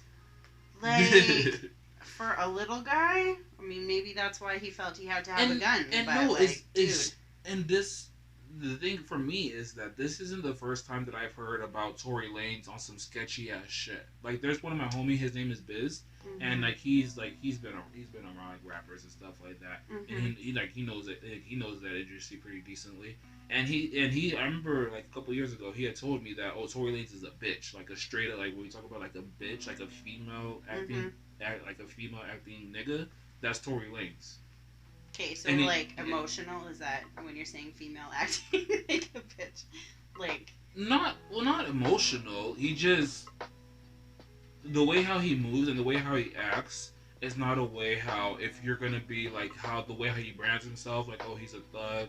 Well, not a thug necessarily, but he's a man, he's that guy, right? And that type of stuff. That's not how he really than what he is. Exactly. Yeah. So that's what even makes me believe Meg even more. Like, not that I didn't believe her. I believe her 100%. Yeah, until the truth and Tory Lanez side comes out. But for now, not even for now, and like I said, until Tory Lanez comes out and it says otherwise, even if you guys were arguing and she's in the wrong about the argument and you're right, you shouldn't shoot her. You shouldn't put your hands on her, period. Like, it doesn't matter. No, and then there was this one thing I read Now, this might be his publicist, I'm not sure, but, excuse me, somebody came out and said that she had a knife, and she was trying to, like, hurt him first, and then they were questioning whether she actually had bullet wounds or the knife wounds in her foot. I thought... But from what we know from the cops... There was no knife, there was just a gun. Right. Right. So, it's like... And again, if she had a knife, that would be a slightly different story, but again, do you shoot her back? If she's walking away, even if she had a knife, she's walking away. So I don't know. To me, it doesn't. I don't know. A lot of it doesn't make any sense. It doesn't make any sense, and unfortunately, we're gonna have to like wait and hear on a Tory Lanez thing. And the reason why I even wanted to talk about this is because, yeah, it is their business, but shit like this happens every single day. Yeah. Every single day, shit like this happens. Whether if it's a man hitting a woman or a woman hitting a man, every single day, shit like this happens, but nobody talks about it. Right. You know what I loved about when Megan went live? Mm-hmm. She talked about how she's scared, and she was scared to bring up the fact that there was a gun. Mm-hmm. That's real shit. Hella real shit. And, like, it's real, especially in America. Like, let's look at this. Of course, that's a valid concern. I would be concerned if that was my kid. Mm-hmm. Like, obviously, she's gonna be scared about that. If you guys didn't know, her kid is half black, so. Right. Yeah. So, and then on top of that, it's also... She also admitted that she was trying to protect Tori. Well, if you have emotional feelings about somebody, let's talk about the fact that there's, like, feelings, protection, there's things involved here. It's not just cut and dry. Like, now, you love this person, you don't want to hurt them, they hurt you, okay. But let's be real, it's just like abuse victims. Yes. Abuse victims, and this is something that I did, like, me and Jackie were just having a conversation about. Yeah, and it's like, I was like, was it Jackie? And then but it's because I went into it deeper. I didn't even know there was a hashtag for it that's like, oh, why I stayed or something like that. And there's like a whole bunch of women who are in an abusive relationship and why they stayed. And dude, that shit, if you love somebody and you've known them for so long and then all of a sudden like shit like that happens, you're still gonna want to protect them and still be with them even though they're hurting you. Right. And like I said, like I went deep. I kind of like I didn't go into a rabbit hole necessarily, but I went lower than 6 feet, right? Yeah. And it's just like that shit's a real thing. It's a real thing. Like if you really love somebody, no matter, and actually I should know because just being in a relationship, no matter how much somebody hurts them or somebody hurts you, whether it's your feelings or whatever, you still love them. So right. It's like she had like you said, like she had every right to be scared, like with the gun being there and trying to protect them. But unfortunately, now that's a lesson that she learned, and she's like, I can't do that shit. Right. Because so, yeah, she's the bad guy. Right. Which makes no sense to me. Like she's the one that got shot. Right. She's the one that's the victim, but yes, she's the bad guy. Yeah. No, it doesn't make any sense to me either. And I think that it really shows the way that we view abuse, the way we view victims in abuse, and I think it also shows just how we question. I feel like we question women more in like arguments and stuff, and we want to paint them again as the angry black woman. Can I say that? Of course. If I can. Bro, keep it real. Yeah. We're gonna talk about that too. Don't worry. Yeah, but we want to paint them as like an angry black woman instead of just being. And maybe it is the persona that she puts out there in her music sometimes, but she's still a woman. She still is a human. Like to me, no matter what, you put yourself out there as a persona, even when you're working, you still need value. Bro, I be getting sensitive as fuck. I don't even like. I be getting like from small shit that Beth might do. I get triggered off of that. I'm like, well, not in her face, but like right. In my head. And then I'll step back. I'm like, bro, why are you getting all emotional about this? And then obviously dig deeper into things like, for instance, if she doesn't clean up after herself all the time, and I'm like, but then I'm like, you do the same exact thing. So why are you getting mad? Right. Right. But then I think there's that other layer again with the race where you got to be careful that you're not labeled as the angry black man, unfortunately. Right? And I feel like that's where a lot of people took it with Megan, and that's like it's really unfortunate. I really like, and that's the thing, persona, like you said, because I've like every time I seen Meg Thee Stallion go live or whatever, I feel like she's a very sweet girl. I feel like she's probably a cool ass bitch to hang out with. I'm saying that in the most respectful way. I don't mean to say bitch, sorry, but it's just because you say bitch in your songs a lot, so that's the reason. But I feel like she's a cool ass chick to hang out with. Like shit, but I also know that she's sensitive. Right. And I think that maybe that's the reason why females get questioned a lot, because they show their sensitivity more than men. And I feel like they're more comfortable with the double side, so it can look hypocritical, but it's not. You have that. You can have a savage side, like most humans can. She said, "I'm a savage, bossy, bougie, ratchet." What else was it? I forgot. Bossy, bougie, ratchet, moody, something. Yeah. But she just said she puts moody in there.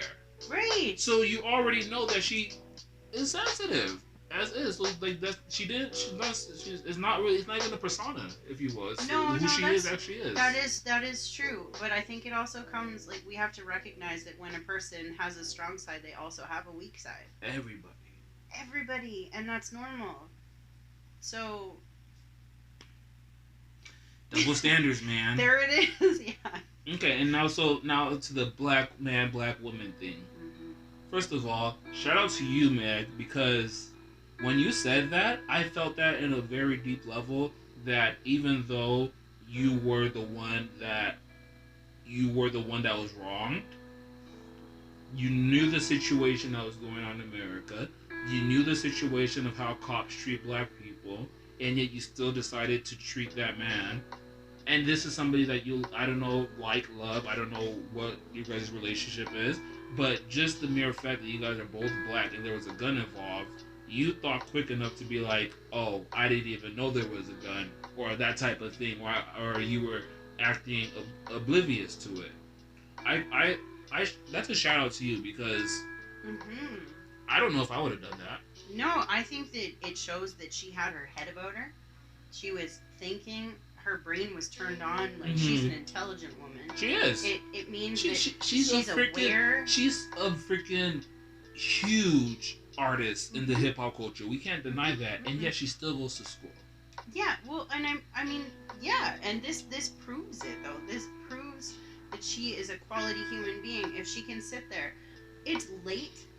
Like demon hours. It's demon hours. She's still thinking. She's still on the ball. She's still protecting. She's like, let's be real. Not a lot of people would be able to have their brain think about these conscious world issues while you're upset. No, not at all. So I think like, man, this just goes like I have a lot of respect for her. No, a lot, and it's the same. Like she said it that there's the. And this is something that is even before this whole thing. This is something that's been talked about in the black community. How black women don't feel safe around black men.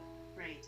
Like even though they'll be in, because I feel like black women, like in the black community, black women are the black man in the white community. Like how white people, or not just white people, but just people in general, they'll kind of put the white man up here and the black man right here.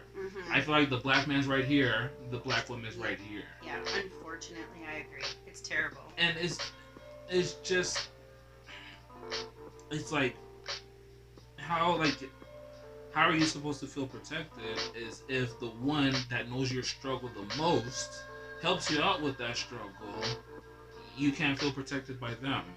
No, I agree. I think that women in general are lower than men. They're just considered lower. Considered, yes, exactly. And so even it no matter what color you're looking at, the men just seem to always be a little bit above. So it's kind of it follows the same pattern. Super unfortunate because it's so tough for them. And I really feel for, I mean, anybody in that circumstance, even with Megan, like, you're going to be criticized for everything. You can't, no matter what, you're damned if you do, you're damned if you don't, and it's just a terrible place to be in. That's what fame, that's what comes with fame, right? Because if you're not known, you won't have to worry about none of that shit. Right. If you're known, you have to worry about all that shit, because everyone's going to be all up in your business. And it's just, I hate bringing up Khloe Kardashian to this. But it's just, I remember her and Tristan Thompson, like, we all know, like, some people know about that situation, but they're hanging out again, and apparently they're together again, and people are like, oh, so you didn't learn your lesson the first time, and then she's like, oh, mind your business. How can I mind your business when, one, you're putting it on social media, and two, you have a fucking reality show where you literally were going at Jordan Woods with her fine ass. She's fine as hell. She is fine as hell. But you went on Jordan Woods because she was kissing up on Tristan Thompson, and you weren't going for him. Right. And this is all being put in the public, but yet you want us to mind our business. Right. Send help. It just really speaks to the person of who she is. It speaks to her character. And I'm going to bring it back. I think that the behaviors that Megan shows that she's a strong, intelligent, conscious woman and confident. She went on camera with no makeup on. Like, look at everything about her. I don't even feel like you can compare those two women. At all. At all. At all. No, you can't. All. And so I think when it speaks to the character of who we're talking about, like, that's just kind of where it ends, right? Shout out to Meg, though, for real, on some real shit. Shout out to Meg, though, because I don't even listen to her. I'm going to be honest with you, though. I've only heard like 3 songs from her. The only reason why I heard one of the songs was because it was a feature on freaking Moneybagg Yo. I knew you were going to say that. But it's like, shout out to her, though, because I see her as an individual. Like, I don't judge her by her music or anything like that. I judge her by her actions, because actions speak louder than words. And what is music? Words. And right. I just feel like she's a hella stand-up person. Yeah, like she has shit that she believes in, she sticks to them, and all that stuff. So it's like, man, it's really unfortunate that it had to be her own. Because I'm not even saying her own like as a black man. I'm talking about her own like as her own person who she thought she could trust that did that shit. Because that is the worst, where you feel like you know somebody and then they do you wrong. Yeah, totally. I mean, he's a celebrity like she is. He understands, you know, more of the lifestyle, everything. Like, this is somebody that she obviously trusted. That in itself, just being shot by somebody you trust. Exactly, it's terrible. Yeah. And I don't know if they were fucking or not, but there's somebody that you laid in bed with. Maybe if they were, I'm pretty sure not once, not twice, not 3 times, but whatever, that's their business. Right. But yeah, man, it's like, it hurts. That's betrayal at the highest level. And then look at her. She's on heels. She's in heels. She's doing videos. She's like, and I think that's why people are questioning it. But I'm like, you guys do realize that this could have been in the making for so long ago, and we're just barely seeing it right now. But yeah, and the thing, like, this happened in July. 2 weeks, I think she said, and then she was doing a music video or the photography stuff with WAP. Okay, like 2 weeks time, you know, you had surgery. We're talking about an artist here. You can't be weak physically. You can't. You can't let something like that stand in your way. And I mean, I understand a lot of people won't get that.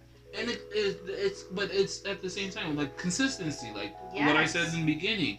The reason why I haven't been consistent, and I'm okay with saying this because I know that that's my fault, is because I was weak mentally. Right. There's a lot of stuff that's going on with me in my life personally, and because I was weak mentally, I didn't even feel the pleasure of doing this, of doing podcasts. I didn't think that there was pleasure. I didn't think that I wanted to do it anymore. Right. But with her, she knew damn well what she wanted. She knew that she had to get it. You can't be weak. You can't be weak mentally or physically. No, she prioritized and Made it happen. You have two choices. You're gonna sit there and be in pain and hold off on your career, or you're gonna make a go of all of this. Because now, WAP is number one. Right. Like, no matter how anybody thinks of it, you can't take that away from her. No. She has a gold plaque on it. That's just probably gonna be diamond next week. She doesn't have a choice. If you look at the person of who she is, how driven she is to even get where she is, that's not even a choice. Exactly. A lot of people, that's a choice. A lot of people. Like, exactly. and that's the difference between. I'll be real too. Even as a DJ, for showing up, you have to show up. Like, you're sick as fuck and you're expected to DJ. Like, it doesn't matter. Like, the show must go on. You got a wedding to DJ? You think that you can just back out? Oh, I'm sick. No, these people are getting married. This is their actual, like, lifetime milestone. And this is a milestone in their lifetime, something that they are going to... It's Jackie. Okay, babe, bye. It's something that bye. But it's their wedding. It's something that they're going to remember for the rest of their lives. You can't just back out. Like, you have responsibilities, and I feel like Megan takes her responsibilities and her priorities, her career very seriously. That's the difference right there between mediocre and greatness. Yes. And Meg, she's on her way up there. Like I said, I don't listen to her music. And that's not because, she's a female or whatever. Go look at my freaking Spotify. Janae Aiko, I bump that shit. I don't care. But I know that she's destined for greatness just off of that, because I'm like, damn, all that shit happened, and you still came out here and pulled out a #1 song. Yeah. That's... Like, hell yeah. Where they do that at? That's 50 Cent. Powerful bitch. That's 50 Cent level bullshit. 50 Cent yeah. got shot 9 times, came back, and that's when he made his music career popping as fuck. There you go. That's greatness right there. So, there you go. Man, but I'm just depressed because I can't listen to any Tory Lanez songs. Like, I actually like his music. So, bro, the fact that every single album that he has, I guarantee you there's 5 songs on there that I could rap for you. And I wanna, probably. And I wanna support Canadian. It really hurts me. Like, it really hurts me. Like, come on. I've been forgetting he's Canadian, yeah. Fucking Canadian, like. What the fuck? What are you doing? It's like Justin Bieber when he was going through his phase. You know, yeah. My God, like, I don't even want to talk about Bieber. There's some Canadian artists that embarrass the fuck out of me, but anyway. But you know what, Tory, I think also really, he struggled. He struggled because the U.S. doesn't see him, and a lot of Americans don't accept Canadian musicians. They're not thug. They challenge them to be more hood. Like, you can't be like us. You don't have ghettos like us. I hear this stuff all the time. It disgusts me because, you know, why are we comparing that? Like, it's like comparing pain. Yes. Why? And it's funny, I just had a conversation with Jackie the other day. I'm like, bro, why are we comparing each other's pain? It doesn't matter who hurts more. You're hurt, I'm hurt. Thank you. But that's not the way a lot of American artists see it. It's like, I grew up in the ghetto, I have more street cred, like, who the fuck is Tory to come in here and do this? He doesn't know shit. You hear this stuff all the time. And, like, I'm not saying you're wrong. I haven't lived it, so I don't know. But at the same time, like, Tory has really gone up against that. You're kind of, like, helping enable him to be this thug.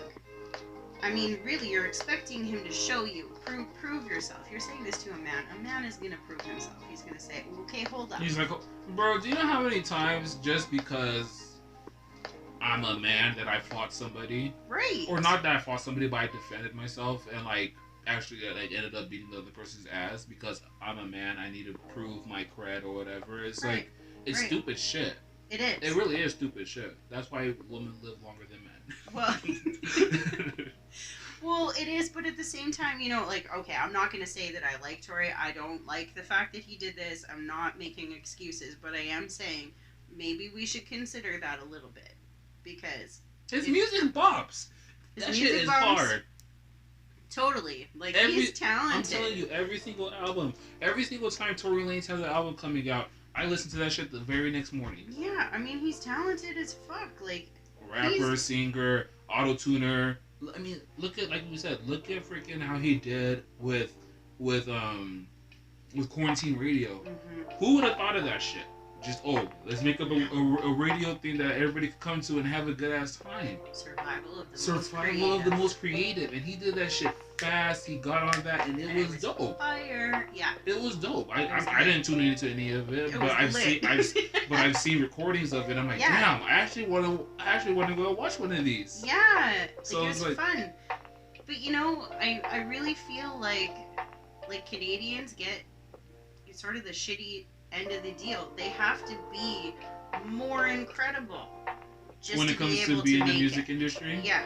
So the whole, like, we're kind of creating our own evil here by not accepting people from everywhere else who are just as talented. I mean, well, look at Drake though. It's the same thing. Like Drake, middle class, this, that, yada yada. And when he was coming up, I promise you, the reason why a lot of people didn't like him, he's not a gangster. Oh, hugely. But the difference is that he doesn't claim it. Tory claims it a little bit more. Drake kind of claims it. He kind of does. Especially when he came out with started from the bottom, now we here. That's where a lot of rappers, like, bro, you came from a middle class family. Right. You had a pool in your house, yada yada. You were on the grassy.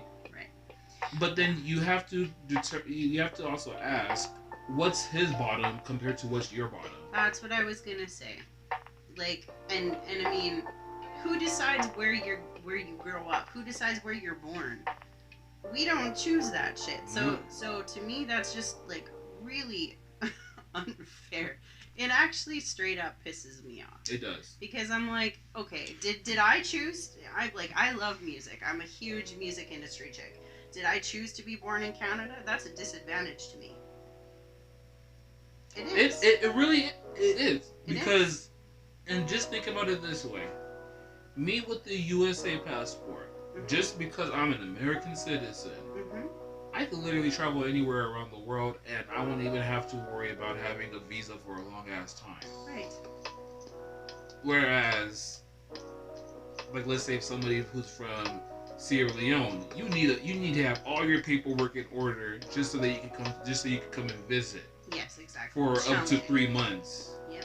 It's hella challenging. So it's like, just because where you're geographically born, that makes you have an advantage over somebody. That never made sense to me. It never will. No. I'm not complaining. No. I'm not complaining because I do enjoy having that USA passport. Right. But it's just like, what the fuck?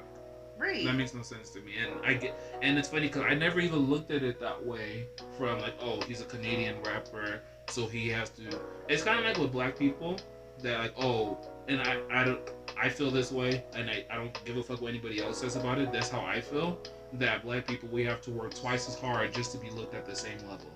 So now he's black, he's Canadian, he's in hip hop, he's not born in the ghetto in wherever. He might have been poor, which I'm pretty damn sure he was. I'm pretty because of a lot of like his first album. I remember that he used to talk about it a lot, that he was like really dirt poor. He was robbing and stuff like that. Right. And I don't know if I don't know if that's what his actual lifestyle is, because there's so many rappers who rap that way, and they're not really about that life.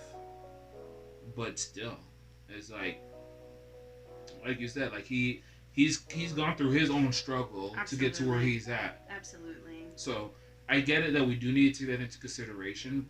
Yeah. But it's still wrong. It's still wrong. Yeah. Like, do not shoot people. It's just still wrong. But I'm willing to give him a little tiny bit of a break and just say, like, what's going on with you? Hey, who knows? Maybe there is shit going on with them, but at the end of the day, we can't. And then now this is the problem that comes with this.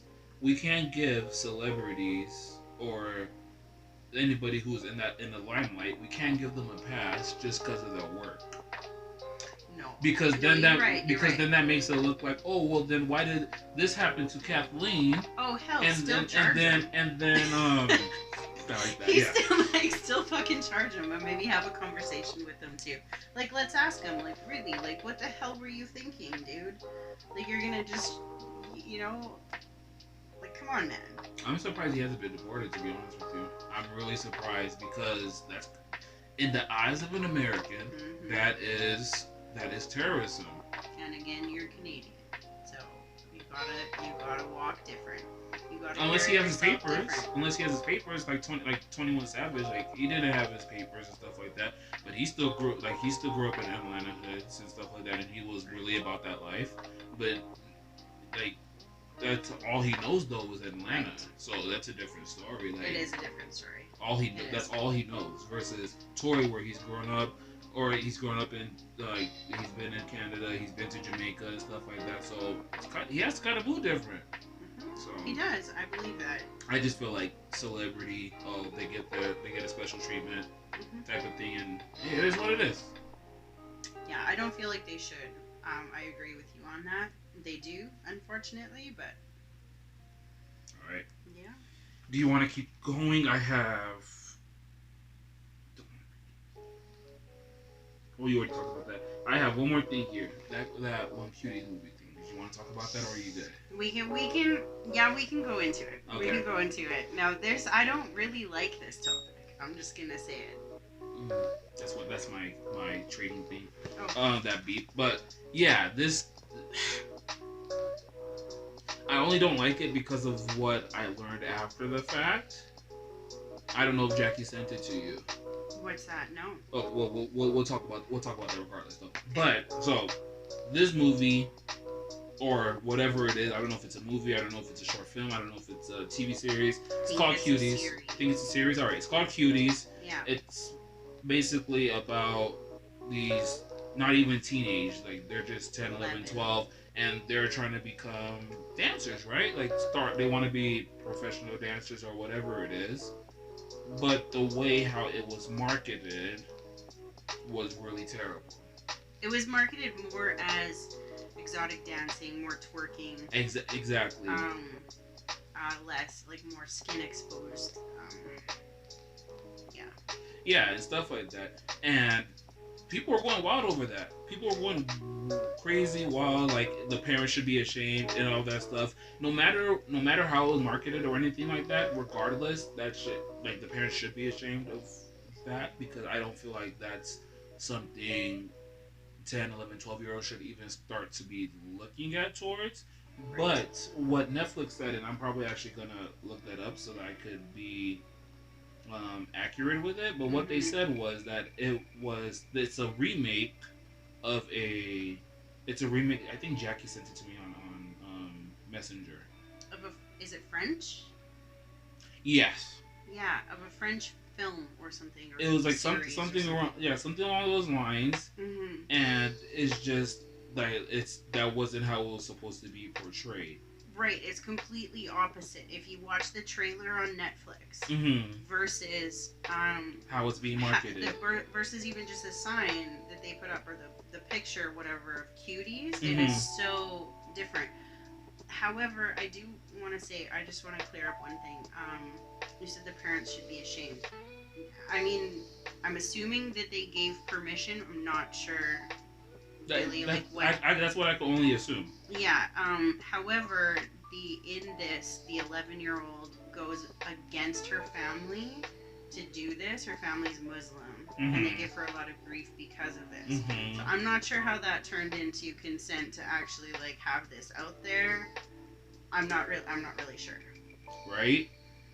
I just want to find the actual statement. I don't know if she sent it to my Facebook, or I don't think she did.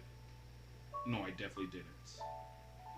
And it's like, but the reason why I said the parents should be ashamed is because why would you want even your daughters to be out and like that when this whole pedophilia, Wayfair, whatever thing, conspiracy theories, not a conspiracy, but whatever, like the whole pedophilia, sex trafficking, Right. When all that shit is barely getting into mainstream media.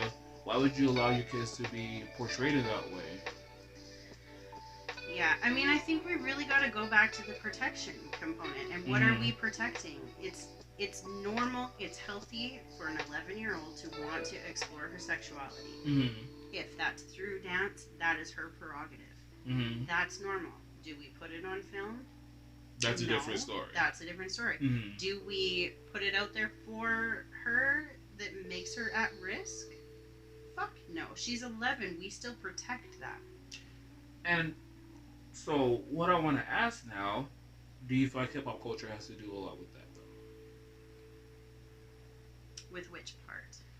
With 10, 11-year-olds wanting to put it out there. I believe... Because we all know that, like, if we go on TikTok, if we go on Instagram, if we go on Twitter, whatever, we all know that there's some small little girl, teenager, like, barely, like, turning 12 or 11. Right. And they're doing that. They're exposing their body and all that stuff. Right. Which is totally, like, if they want to do it, for them it's okay.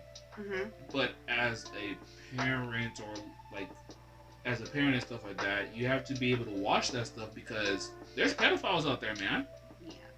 Yeah. Like, there's risks with everything. I think even without, taking it to the extreme, it's a child. We protect the child. We don't... we can normalize and protect at the same time when you're not sexualizing and you're not exposing. And you're also not putting them at risk. Like, there's way different ways of doing this. And to me... putting it out there, putting it on Netflix is not one of those ways. This is not it. And then you put this out there, and it's going to influence other girls to explore their sexuality in that same way.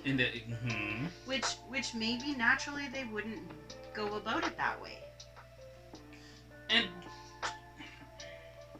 I'm not saying that it's wrong to explore your sexuality. No, by dancing. Definitely not wrong. No, definitely, it's not wrong at all. But my thing is that okay? There it is. There's the part. First of all, let me say this first. We're deeply sorry for the inappropriate artwork that we use for Yeah. Mignotius? Cuties, Yes. whatever. It was not okay, nor was it representative of this French film, which won an award at Sundance. We've now updated the pictures and description. Right? Okay. And then this just... Right. Better. But let's talk about why it was put out there like that in the first place. Oh, wait, let me continue. Can you help me with what I was saying before I saw that? I forgot what I was saying. And no, I did not smoke. I did not take an edible before this, so y'all can't say that I'm high. But I wish I did. What were you saying? Fuck.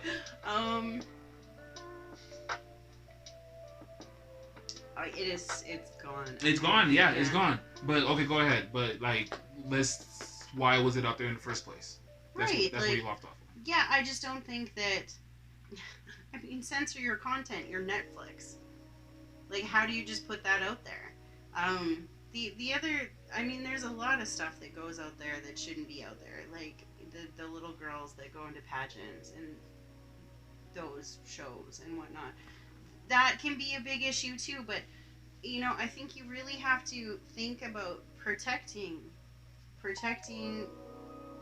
this what am I trying to say? Protecting this stage in our children's lives. That's what I was talking about. Okay, yes, I totally agree with that.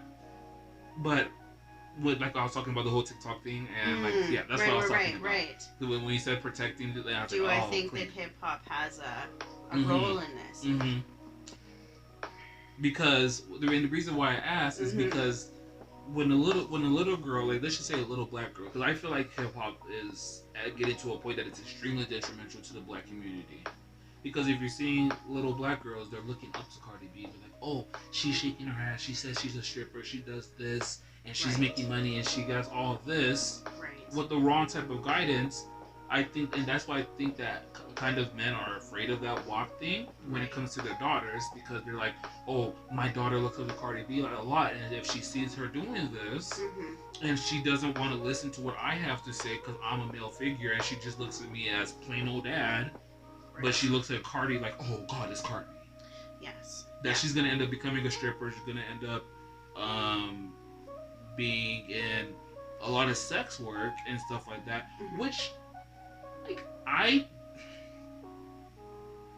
not that I don't have a problem with it, because, like, stripping shouldn't even be looked at as a bad thing, in my opinion. Right. It's kind of weird though, because it's not a bad thing in my eyes, but at the same time, it's not something that I would want my daughter to do. But if she chose that path, I'll support her no matter what, Right. type of thing, right? Right. Yeah. So yeah, go ahead. I understand. I do understand where you would go to that point. But this is why I think it's so important to have that discussion and have these things out there, is to have that talk about it. I do believe that there needs to be more powerful black females put out there that are not Cardi B and not so sexual. I think that we need to have more that they can look up to. Absolutely. And I think they get whitewashed. They get whitewashed. They not whitewashed, but they just get like, oh, whatever. Like, I'm pretty sure you know who Angela Bassett is, right? Yeah. Yeah. Super influential woman, but I'm pretty sure if you were to go ask your average 16-year-old who she wouldn't even be able to tell you what she looks like. Right. And I think that is part of the problem. That is also another part. So yes, I do believe that hip hop has a part in it, of course. I don't think that that's all that it is. I actually believe still, and you know, again, this is just the way I look at it, is it gives us the opportunity to have those discussions. What if that girl does come out and she is the next Cardi B? I mean, we already talked, or the next Megan Thee Stallion, we already talked, we respect her. We think she is intelligent.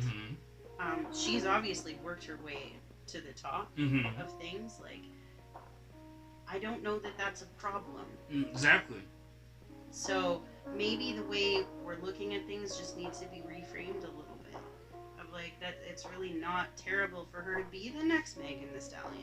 Like, I don't, like, yeah, like I said, like, if that's what you want to do, that's fine. Now, I know that me personally, I don't want you to do that, but there's a whole bunch of shit I don't want you to do that you're going to do regardless. Right. So all I can do is support you and be there for you, so that you know no matter what you do or how you act, you know you have someone in your corner that loves you. Because let's be real, how many of those people do we have in our life?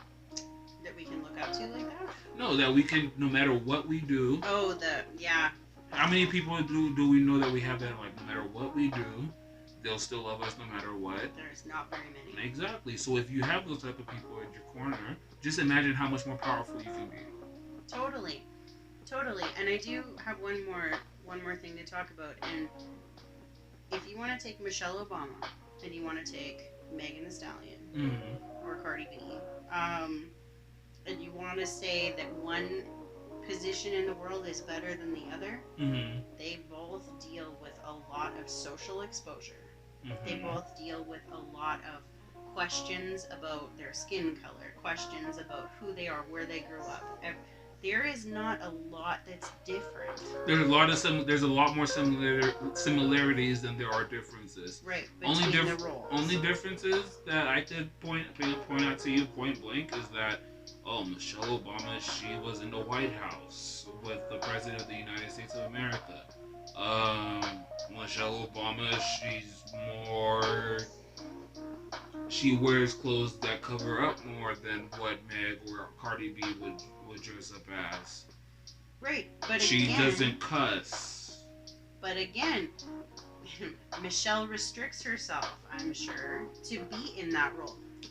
She has kids, so we know. Exposes herself more to be in that role. So I don't think there's that many differences. There's not. So when we really start looking at what is appropriate versus what is inappropriate, like, would we want our daughter to be around Trump in the White House right now? Hell no. Thank you. That to me is more risky than being in WAP. But yet that doesn't get talked about. No. Stuff like that never gets talked about, which is why I appreciate you for stepping in here and, like, discussing this type of stuff with me, because it's just, like, things that don't get talked about that should be talked about more often. Like, do it right here. Right. Like, no matter how little, because I know my audience is small, but this is when this gets viewed 2 years from now. It's going to be still a relevant topic 2 years from now. Unfortunately, but yeah. It's going to be relevant. Yeah. People will be like, damn, we've been talking about this since how long? Why haven't we been talking about this since how long? Because we speak real shit. Yeah, and it's like, and what the thing with Michelle Obama, she has kids, so we know that she's had sex. Right. We know that she's had sex more than twice because she has 2 kids. Right. She's had past relationships. Why is this? And they're a lovey couple. They are. You see them being affectionate with each other. Exactly. So why is talking about pussy or anything like that? Why is it so offending? Why is it so trigger worthy? Oh, another thing I wanted to ask you is why, and this goes for both men and female that they do this to men. Why is it that we say stop being a pussy rather than stop being a dick? Pussy's stronger than dick, both in endurance and if you were to physically hit it. If you were to throw a ball at a pussy, you feel a little bit of pain. You feel discomfort.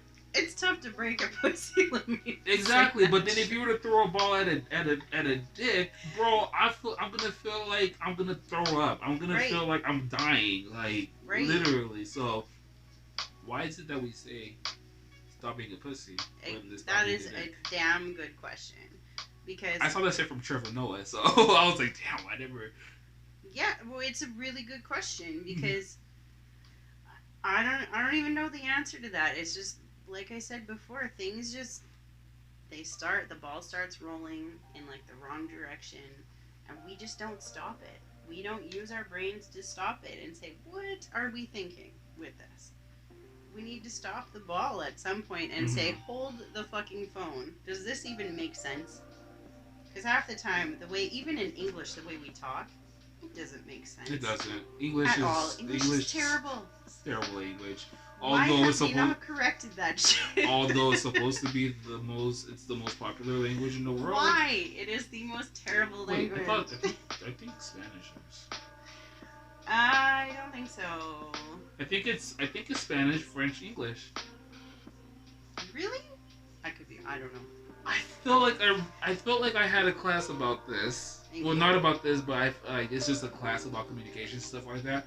And I feel like this was a question that I had to answer, and I got it right because I did Spanish, French, English. But anyways, I'll take your word for it. We'll look it up later. Yeah. But I mean, with the whole cuties thing, for one, I'm gonna watch, if it's a series, I'm gonna watch the first episode and then I'll give my opinion on that. Right. Because at the end of the day, we're not supposed to judge a book by cover, right? Right, and that's what I was gonna say. We don't really know like how it's gonna be presented. We only went off that picture, and that picture, I agree that it's wrong.